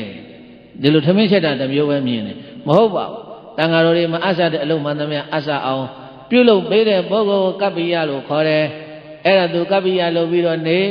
တာဟန်ကြတာအပါ30နဲ့ဓမ္မပိုးတဲ့ဆွန်စားတာပရိသတ်ကြီးစဉ်းစားတာကြည့်ပြီးတော့ဝဖြိုးပြီးတော့လူကတခါတည်းစိုးပြေးနဲ့ဒီလိုဖြစ်လာဆိုတော့တောထဲမှာဘယ်လောက်ကြာလဲ2လကြာသွားတယ်ဘယ်လောက်ကြာသွားလဲ2လကြာသွားတဲ့အခါကျတော့ပြေးလာပြန်တဲ့နေရတာမနဲ့မိုးလင်းကြည့်ဒီကရုံးနဲ့ဒီမျက်နှာတွေမြင်ရတာနေ့လေကြည့်လဲဒီမျက်နှာနဲ့ဒီကရုံးဒီသင်္ကန်းဒါပဲမြင်ဘာမှထူးထူးဆန်းဆန်းနဲ့မြင်ရတာမဟုတ်ဘူးအဲ့တော့ငါသမီးအငယ်ရှိနေတယ်ငါတတိရတဲ့သမီးလေးဘယ်လိုများနေလဲမသိဘူးအဲ့ဒါသမီးရှိသွားအောင်မှာပဲဆိုပြီးတော့တဘာမှမလျှောက်ဖဲနဲ့တခါတိတ်ကလေးထွက်ပြေးရောသင်္ဃာတော်ပါတော့မသိဘူးလေသင်္ဃာတွေကလည်းကိုကြောင်းကိုသစ်ပင်ရောက်ကိုတရားနှလုံးသွင်းအဲ့ဒါတခါကြီးရဲ့အမှားပဲတကယ်ပြောသွားရင်တော်သေးတယ်ပြောမသွားဘူးပြောသားသူတယောက်နဲ့ထွက်သွားတော့ သူ့သမီးအိမ်ရောက်ဖို့ဆိုတာလမ်းထဲမှာတောအုပ်တစ်ခုရှိတယ်တဲ့။ဘာရှိတယ်လဲ။အဲ့ဒီတောအုပ်တွင်းမှာလည်းပရိသတ်ဓမြ900တဲ့။ဓမြ900ကဘာလုပ်နေကြတော့ဆိုလို့ရှိရင်သူကဓမြတိုက်ထွက်ခံဒီမှာနတ်တင်ရတယ်။ဓမြတိုက်ထွက်ခံဒီဘာလုပ်ရလဲ။စားထဲမှာတော့နတ်ကိုပူဇော်တယ်လို့ပြောတယ်နတ်တင်ရတယ်။တခုခုလုံးမယ်ဆိုရင်နတ်တင်တယ်ဆိုတာကြားဘူးတယ်မလား။ဒီဘာလဲလုံးကြပါလေတခုခုလုံးမယ်ဆိုရင်နတ်လေးပါလေးတယောက်ပဲအပြင်ထွက်ခံဒီကြဟိုရင်နဲ့ရဲလေးပါလေးခတ်သွားအောင်ဟဲ့လုံးတယ်လားသူဝါဒနာပါရပေါ့ဓမြကလည်းဒီဓမြခေါင်းဆောင်ကအယူဆရှိတယ်ဓမြတိုက်မယ်ဆိုသူမမိအောင်လို့သူဖမ်းမမိအောင်လို့ဘာလို့လဲနတ်တင်နတ်ဒီတောထဲမှာစောင့်နေတဲ့တစ်ပင်မှာစောင့်နေတဲ့ရုပ်ကစိုးကိုသူကတိုင်တယ်ထားတယ်ဓမြတိုက်ထွက်မယ်အဲ့ဒါမမိအောင်ရုပ်ကစိုးနတ်ကြီးစောက်ရှောက်တော်မူပါလူရဲ့အသွေးအသားကိုတတ်ပြီးတော့ဒီအပင်ရင်းမှာလူသားနဲ့ပူဇော်ပါမယ်လို့ဂရိပေးတာ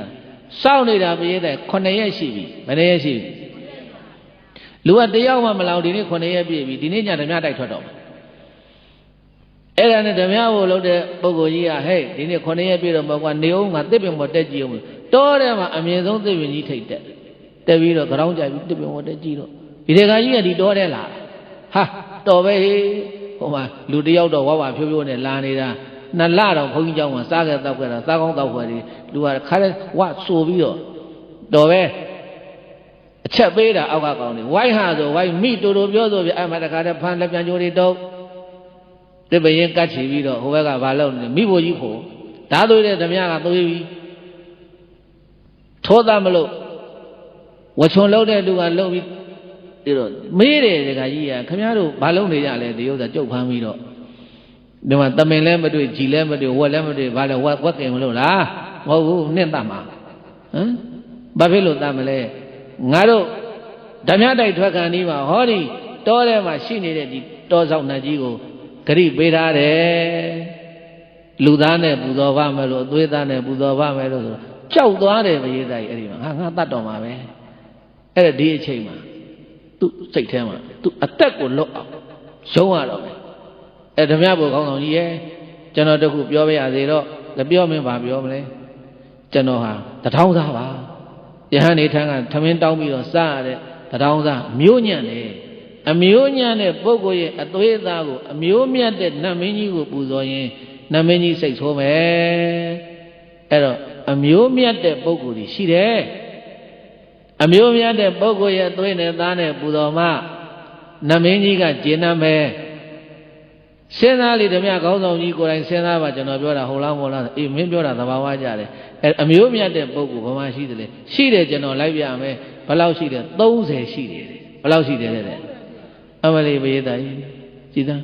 ကျေးဇူးကမ်းတာနော်ဒါကြောင့်တို့ဒီဇတ်တော်တွေရှိလို့လားမသိဘူးဘာနဲ့ဘာတူကိုမကယ်ကောင်းဘူးဆိုခြေနဲ့ချောင်းနဲ့ဘာတဲ့တော့ဘယေတာဘာလုပ်တယ်တဲ့မကဲကောင်းဘူးတဲ့နော်ဒီဇတ်တော်တွေရှိလို့လားမသိဘူးဒီစကပုံတွေထွက်အဲ့ဒါတကယ်ဆိုရင်တလုတ်စားဖို့သူကျေးဇူးမဟုတ်လားတလုတ်မကဘူး2လစားခဲ့တာဘယ်2လစားခဲ့တာဘာကျေးဇူးတရားမှမသိဘူးဒါကြောင့်မြတ်စွာဘုရားရှင်ကိုရောမြတ်ကကတေညုတာကရဝေဒီရောစာပုဂ္ဂလောဒုံလဘောလောကသမိန်ကျေးဇူးတရားသိတဲ့ပုဂ္ဂိုလ်ဟာရှားတယ်ဟာတခါတည်းသူလမ်းပြပြီးတော့ခေါ်လာရောလမ်းပြပြီးတော့ခေါ်လာတော့တော်ထဲမှာတစ်ပင်တွေအောက်မှာသတင်းသုံးတယ်ဓမြတွေကဟဲ့အောင်မင်းပြောတော့အပား30ဆိုဘယ်မဲ့လဲတယောက်မှမတွေ့ပါလားဟာခင်ဗျာခဏနေသားမှာဒီကြောင်နဲ့ကျုပ်နေသွားတာကျုပ်သိတယ်ဘာလို့တုံးဆိုတော့ဘုရင်တဲ့အဲ့ဒီမှာတခါတည်းကလည်းတုံးသွားခောက်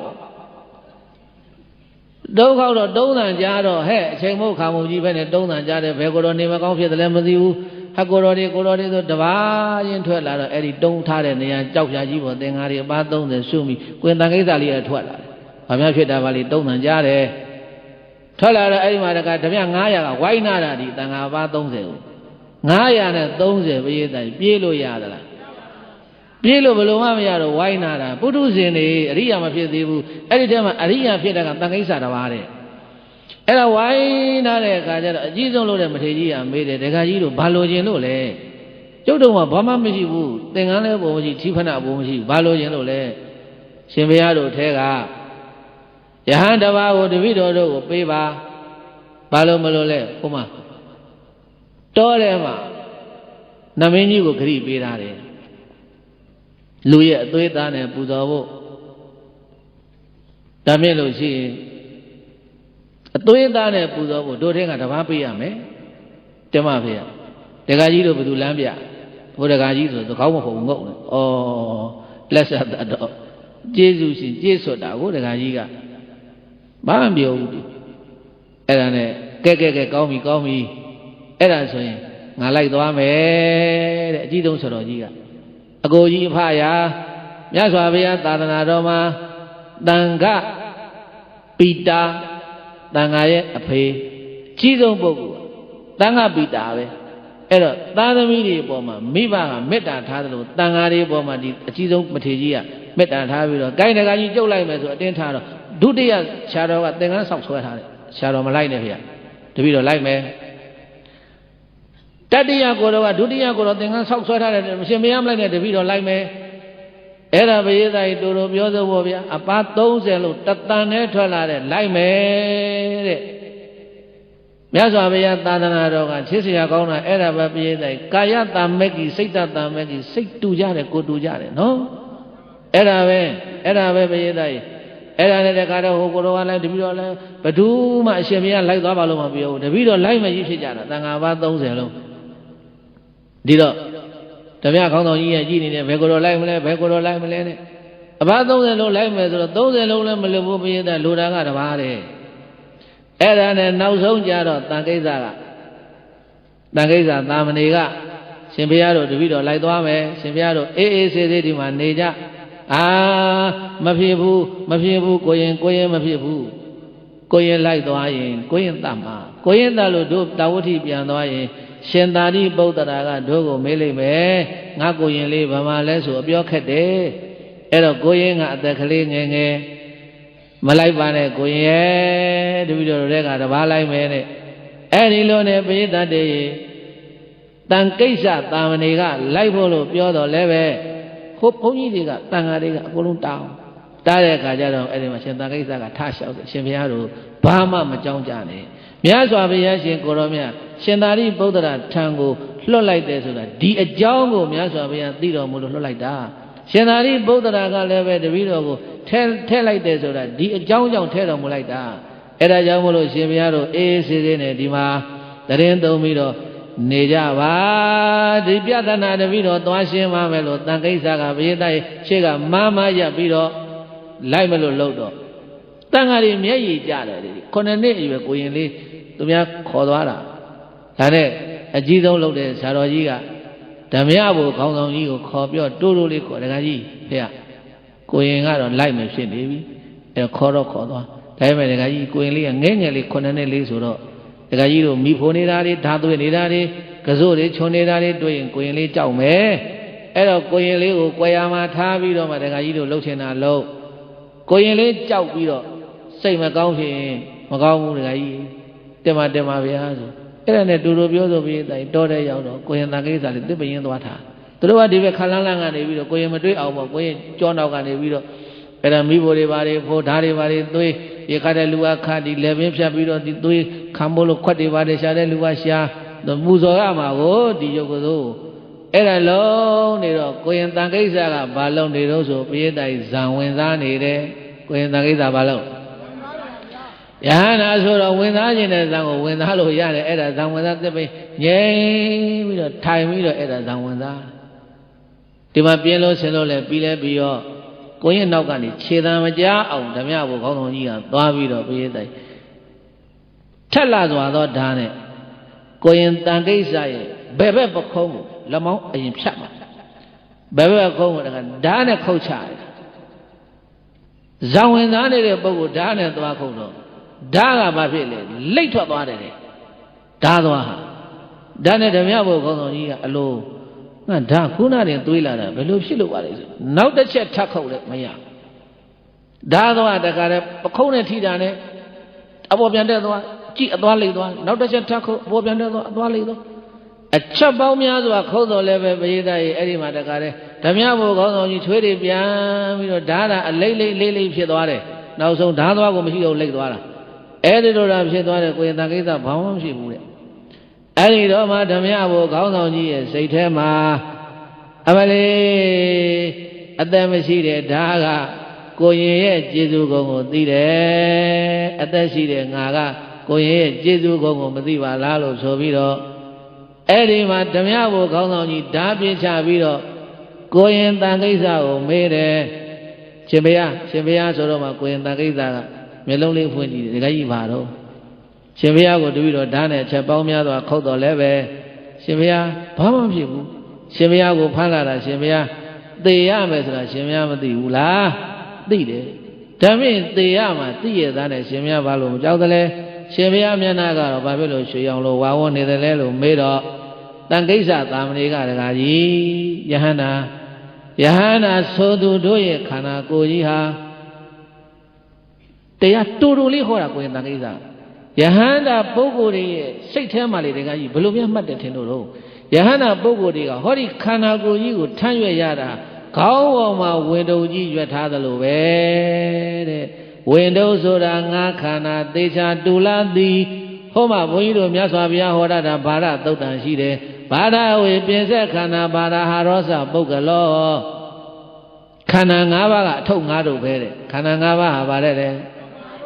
ဧသန္တရာခရီးကြီးကိုသွားပြီးတော့ဒီခန္ဓာဝင်ကြီးထမ်းနေရတာအထုပ်ထမ်းပြီးတော့သွားနေရတာဒါကြောင့်ခန္ဓာဝန်ထမ်းပင်မလာတယ်တဲ့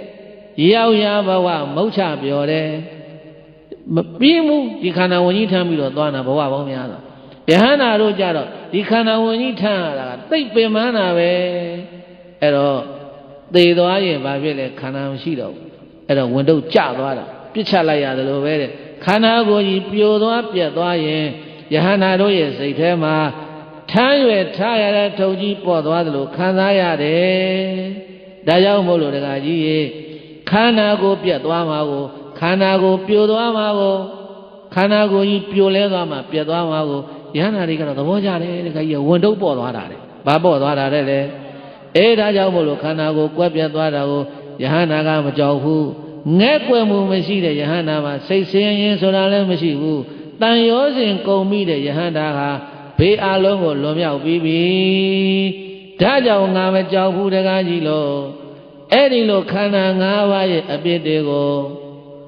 သောထောဓမ္မဘုကောင်းဆောင်ကြီးအားအဘာတိကောင်းစွာမသွေဟောကြားတော်မူလိုက်ပါပေတည်း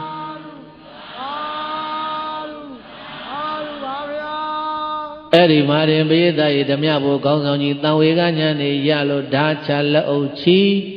ဆရာလုပ်တဲ့ပုဂ္ဂိုလ်ဓာချလက်အုပ်ချီပြီးတော့ကိုရင်တန်ကိစ္စဟောတဲ့တရားနာကြားတော့မှနောက်ကတပည့်900ကလည်းအကုန်လုံးလိုက်ပြီးတော့နာကြားကြတယ်နာကြားကြလို့ပြီးတော့ဆရာကြီးကတပည့်တွေလှမ်းပေးတယ်ဟေးကောင်တွေမင်းတို့ဘာလုပ်မှလဲပြောမင်းတို့ဘာလုပ်မှလဲဘာမှမလုပ်ဘူးဆရာကြီးဘာဖြစ်ရှင်တယ်လဲငါကိုရင်လေးမတတ်တော့ဘူးတတ်လဲသိမှာမဟုတ်ဘူးဒီကိုရင်မှာသီလဂုဏ်သမာဓိဂုဏ်ပညာဂုဏ်တွေရှိတယ်အသက်မရှိတဲ့ဓာကတော့မှကိုရင်ရဲ့သီလဂုဏ်သမာဓိဂုဏ်ပညာဂုဏ်ကိုသိလို့မပြတ်ဘူးအသက်ရှိတယ်ငါတို့ကမသိတာမှားပြီအဲ့ဒီတော့ဒီကိုရင်ထံမှာပဲငါတို့သင်္ကန်းဝတ်ကြသောတဲ့ကိုရင်ဝတ်မယ်တဲ့မလုံးမယ်တဲ့9နှစ်သားအရွယ်ကလေးကိုရင်လေးရှိမှာဒီဓမ္မဘုကောင်းဆောင်ကြီးနဲ့နောက်ကဓမ္မ900ကိုရင်ဝတ်မယ်တဲ့ကိုရင်ဝတ်မယ်ဆိုတော့ဘယင်းတိုင်တပားနှစ်ပါးတဲ့ဆိုကိစ္စမရှိတပားနှစ်ပါးလည်းကိစ္စမရှိဆိုရင်သင်္ကန်းကအပေါ်မရှိဘူးရှိသလားဝဲမှာကတယောက်ထဲလား900လားတော်ထဲမှာသင်္ကန်း900ဘယ်ရသွားရမလဲရှိသလားမရှိဘူးအဲ့တော့ဘယ်နဲ့လောက်ကြမလဲအဲ့တော့ဒီသင်္ကန်းဝတ်တဲ့အခန်းဒီနားနေရလို့နောက်နေ့ကျမှဆက်ကြဆိုဟုတ်လား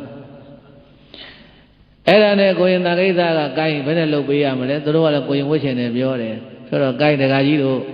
ဓာတ်တွေပါတယ်နော်ပါတယ်ဗျာကိုင်းကိုဓာတ်နဲ့ကိုကောင်းကိုရိတ်တန်ကိစ္စကအဲ့ဒါဒကာကြီးတွေကသူတို့ခေါင်းနဲ့ရိတ်ပြီးပြီလားရိတ်ပြီးပြီဆိုလို့ချင်းဒကာကြီးတို့အင်ကြီးချုပ်ပြီးပြီဖေဒကာကြီးတို့အင်ကြီးတွေလက်တွေဖြတ်အင်ကြီးမှာလက်နဲ့ဆိုဒီဘက်ကလက်နဲ့ဖြတ်ချလိုက်ဒီကနေဒီဘက်ကလက်တစ်ခုဖြတ်အင်ကြီးလက်တွေဖြတ်အိလက်တွေပဲအင်ကြီးကလုံးစုံကြီးလို့ဖြစ်သွားအောင်ပြီးတဲ့အခါဒကာကြီးတို့ပစိုးအောက်ကအစားတွေအကုန်အစားတွေညီအောင်ဖြတ်ထုတ်တတ်တော့ပြီးတဲ့အခါဘာလို့လဲအဲ့ဒါမှမြေနီတွေသွားရှာတော်တယ်မှာမြေနီတွေလိုက်ရှာပြီးတော့အဲ့ဒါပစိုးတွေအင်ကြီးတွေကိုဘယေသားရေဘာလို့ရလဲမြေနီတွေနဲ့ဆေးဆိုးရ ဘာနဲ့ဆေးဆိုးရတယ်အနီရောင်ဖြစ်သွားအောင်သင်္ကန်းရောင်ပြောင်းသွားအောင်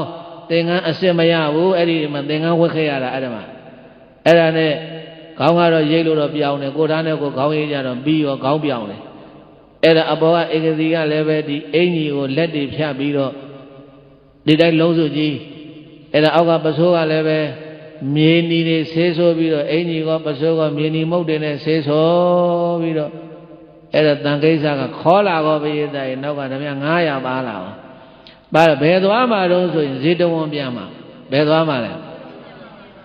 ဇေတဝန်ရွှေเจ้าတော်ကိုပြန်မှာဆိုတော့စဉ်းစားတယ်ကိုရင်တန်ကိစ္စက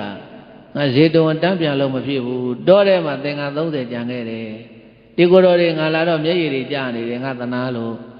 အဲ့တော့ဝင်ပြီးတော့နှုတ်ဆက်အောင်မှဖြစ်လိမ့်မယ်တော်ကြငါသေလမ်းမသိရှင်လမ်းမသိသူတို့တညာလုံးစိတ်ပင်မှန်းပြီးတော့တရားနှလုံးသွင်းလို့မရဘူးဖြစ်နေမယ်အဲ့တော့ဝင်ပြီးတော့သတင်းပို့မှာပဲဆိုပြီးတော့အဲ့ဒါတန်ကိစ္စကဘရေးတိုင်ဝင်ပြီးတော့ဆရာတော်ကတော့ရှင်ဘုရားတို့တပည့်တော်စိတ်အေးချမ်းသာသွားဖြင့်အသက်ဘေးရလည်းလွတ်ပါပြီဟောဓမြ900လည်းပဲမြင်တဲ့အဲ့ဒီမှာကိုရင်တော့မဖြစ်သေးဘူးပေါ့ဗျာအဲ့ဒါအတုဝက်လာပြီးတော့ခေါ်လာပါပြီစိတ်အေးချမ်းသာသွားဖြင့်ရှင်ဘုရားတို့ကမ္မဋ္ဌာန်းတရားနှလုံးသွင်းတော်မူကြပါလို့ဆိုပြီးတော့အဲ့ဒါဝင်လျှောက်တော့ဟိုကိုတော်တွေကလည်းဝမ်းသာတယ်။ကိုင်ကိုရင်ပြန်တော့ပြန်တော်တော်ပြောဆိုပြီးတဲ့ဇေတဝန်ရောက်တော့ဇေတဝန်ကျောင်းကိုတော်တွေကကြီးတယ်ဟာဘာကြီးဒီတော့ဟာတိုးနေရလို့ဘာလို့ဟိုလာတော့ဘယ်လိုမှသင်္ကန်းမမို့တဲ့ဥစ္စာကိုအဲ့နဲ့ရှင်သာရိပုတ္တရာထံရောက်တော့ရှင်သာရိပုတ္တရာအကျိုးကြောင့်ပြောပြပြီးတော့ရှင်သာရိပုတ္တရာကကိုင်ကိုရင်အဲ့ဒါဆိုဒီဓမြ900ခေါ်သွားမြတ်စွာဘုရားထံကိုဆိုတော့မြတ်စွာဘုရားထံရောက်တော့မှအဲ့ဒါမြတ်စွာဘုရားထံမှာတန်ခိစ္စသာမဏေကတောရင်းကဖြစ်ခဲ့တဲ့အကျိုးကြောင့်အလုံးလျှောက်တော့မှမြတ်စွာဘုရားကအဲ့ဒီမှာဘေးသားဓမြ900ကိုခေါ်တဲ့တရားရောစဝတ္တတတံဇိဝေဒုတ်တိလောအတမဟိတောဧကဟံဇိဝိတံတေယောသီလဝန္တတဇာယိနောဘေကဝေယဟံတော်များဩရှိသတော်ရောစကိုနှုတ်မူရလွန်စွာဟောယံအကျင့်ပုဂ္ဂိုလ်သည်ကဒုတ်တိလောသီလမရှိပါပဲလျက်ဒုတ်တိလောပြတ်သောသီလရှိသည်အာသမဟိတောဥပ္ပစာအပ္ပနာဟုဥပ္ပစာရအပ္ပနာဟုနှစ်ခုသောတမာတိမှကင်းသည်ဟုတ်တော်ဖြစ်၍ဝတ္တန်တတံအနေတရားချိန်ခါကာလပတ်လုံးဇီဝေအသွင်မလိုက်ကျင့်စရိုက်ဖြင့်မိုက်လံအစဉ်အသက်ရှင်ညာအံတသထောသီလကင်းကွာလူယုံမာဤတတောတရားပြည့်တင်းထို့သောသက်ရှင်ရခြင်းထံသီလဝန္တတာဖယားနှုံမြဲအာနာဇက်ကိုဖယားနှုံမြဲအာနာဇက်ကိုအသက်ပမာလိုက်နာဆောင်ပြီးသီလရှိသည်ဖြစ်၍ဒါယိနောသမထဝိပဿနာအာယုန်နှစ်ခုမပြတ်ရှုသောသူဤဧကဟံတနေ့တရက်တဏ္ဍနဲ့မြလီဇီဝိတံတရားအထုံတရားအာယုန်ပွားထုံမပြတ်အသက်ရှင်ရခြင်းသည်တေယောအစထောင်ရမကတာ၍လွန်စွာမြင်းမြတ်လာပါပေသည်လို့ဘဂဝါဘုန်းတော်၆စုအောင်လံထူဖြစ်တော်မူသောဘုရားရှင်ကိုရောမြတ်ကအဝေါစကရုဏာရှိထားမေတ္တာအားဖြင့်မိန်ကြတော်မူလိုက်ပါပေသတည်း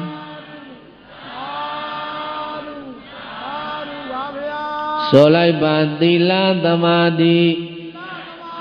မရှိကင်းကွာလူယုံမာဤတရားပြည့်တင်သက်ရှိခြင်းထက်မကင်းသီလသမထဝိပဿနာဘာဝနာမှုမှတ်ရှုကောင်းလားပန္တိတာဤခဏအတွင်းသက်ရှိခြင်းသာမြတ်လာပါသည်မြတ်စွာဘုရားမိန့်ခွန်းသည်သီလသမာဓိမရှိကင်းကွာလူယုံမာဤတရားပြည့်တင်သက်ရှိခြင်းထက်မကင်းသီလ သမထဝိပဿနာဘာဝနာမှုမှတ်ရှုကောင်းလားဗန္တိတာဤခဏအတွင်းသက်ရှိခြင်းသာမြတ်လှပါသည်မြတ်စွာဘုရားမိန့်ခွန်းသည်ဒေသနာဝတ္တနိဘုရားရှင်ကိုရောမြတ်ဟောကြားတော်မူအပ်တဲ့ဒေသနာတော်ဆုံးမှာတေဘိက္ခုထိုဓမြ900ကလာသောယဟန်တော်တို့သည်သတုဟိပတိတံမိတာဟိ၄ပါးသောပတိတံမိတာဉာဏ်တို့နှင့်သာအတုတကဝအရဟတံကိလေသာအသောခွာလျောကောကနယဟနာဖြစ်သောဘာဘုနေသူကောင်းစွာမသွေရတော်မူရောက်တော်မူကြလေကုန်မည်တကား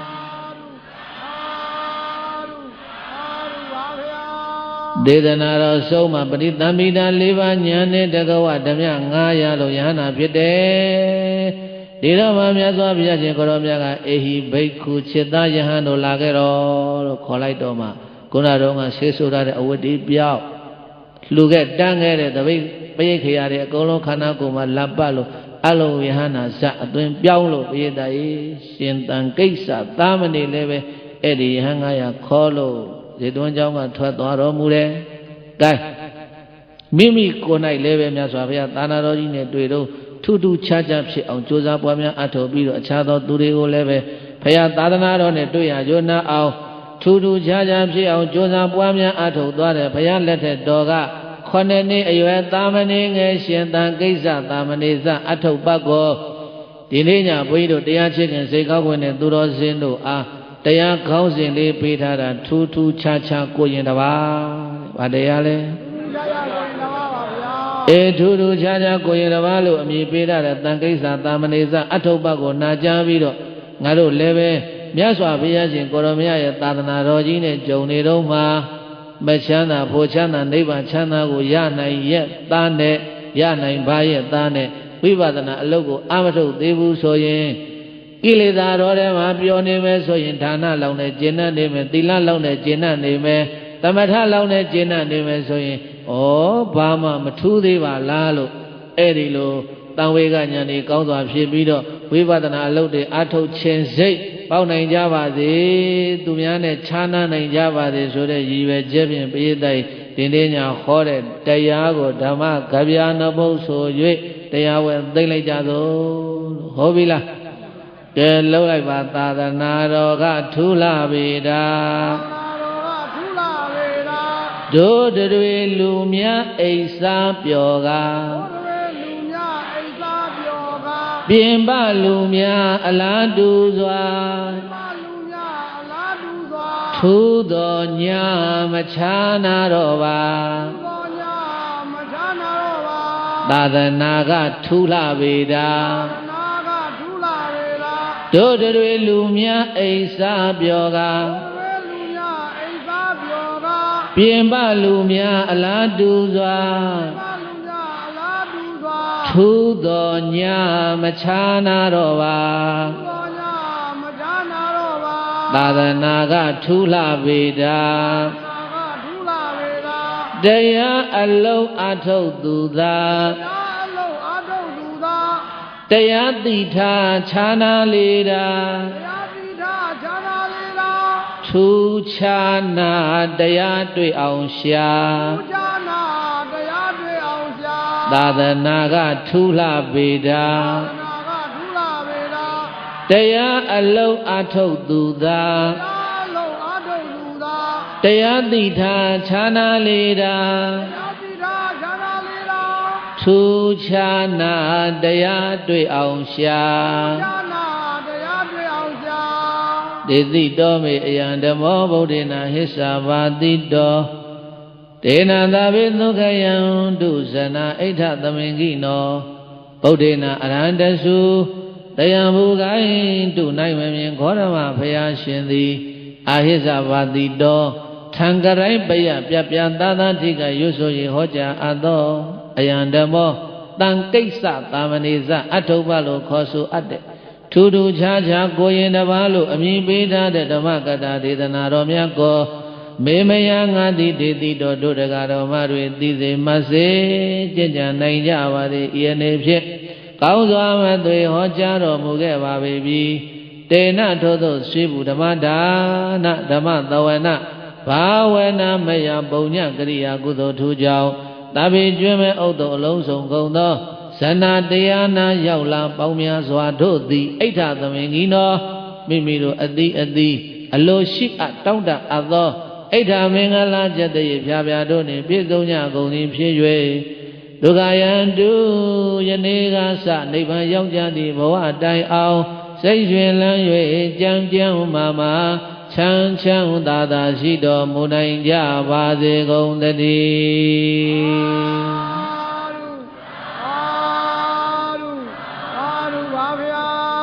ဆိုလိုက်ဤသို့ပြုရာပုံညာကုသိုလ်အဖို့ကိုပင်မွေးမိခင်နှင့်ဖခင်ဆရာညာတကားကတတ္တဝါအများနတ်တို့အားလည်းရညာပါစေပေမြဝေသည်မြာထွေသာတုဟောစေသောအလုံးကြာကြာသမျှအမြယူတော်မူကြပါကုန်လောသာဓုသာဓုသာဓုအလုံးကြာကြာသမျှအမြယူတော်မူကြပါကုန်လောသာဓုသာဓုသာဓုအလုံးကြာကြာသမျှအမြယူတော်မူကြပါကုန်လောသာဓုသာဓု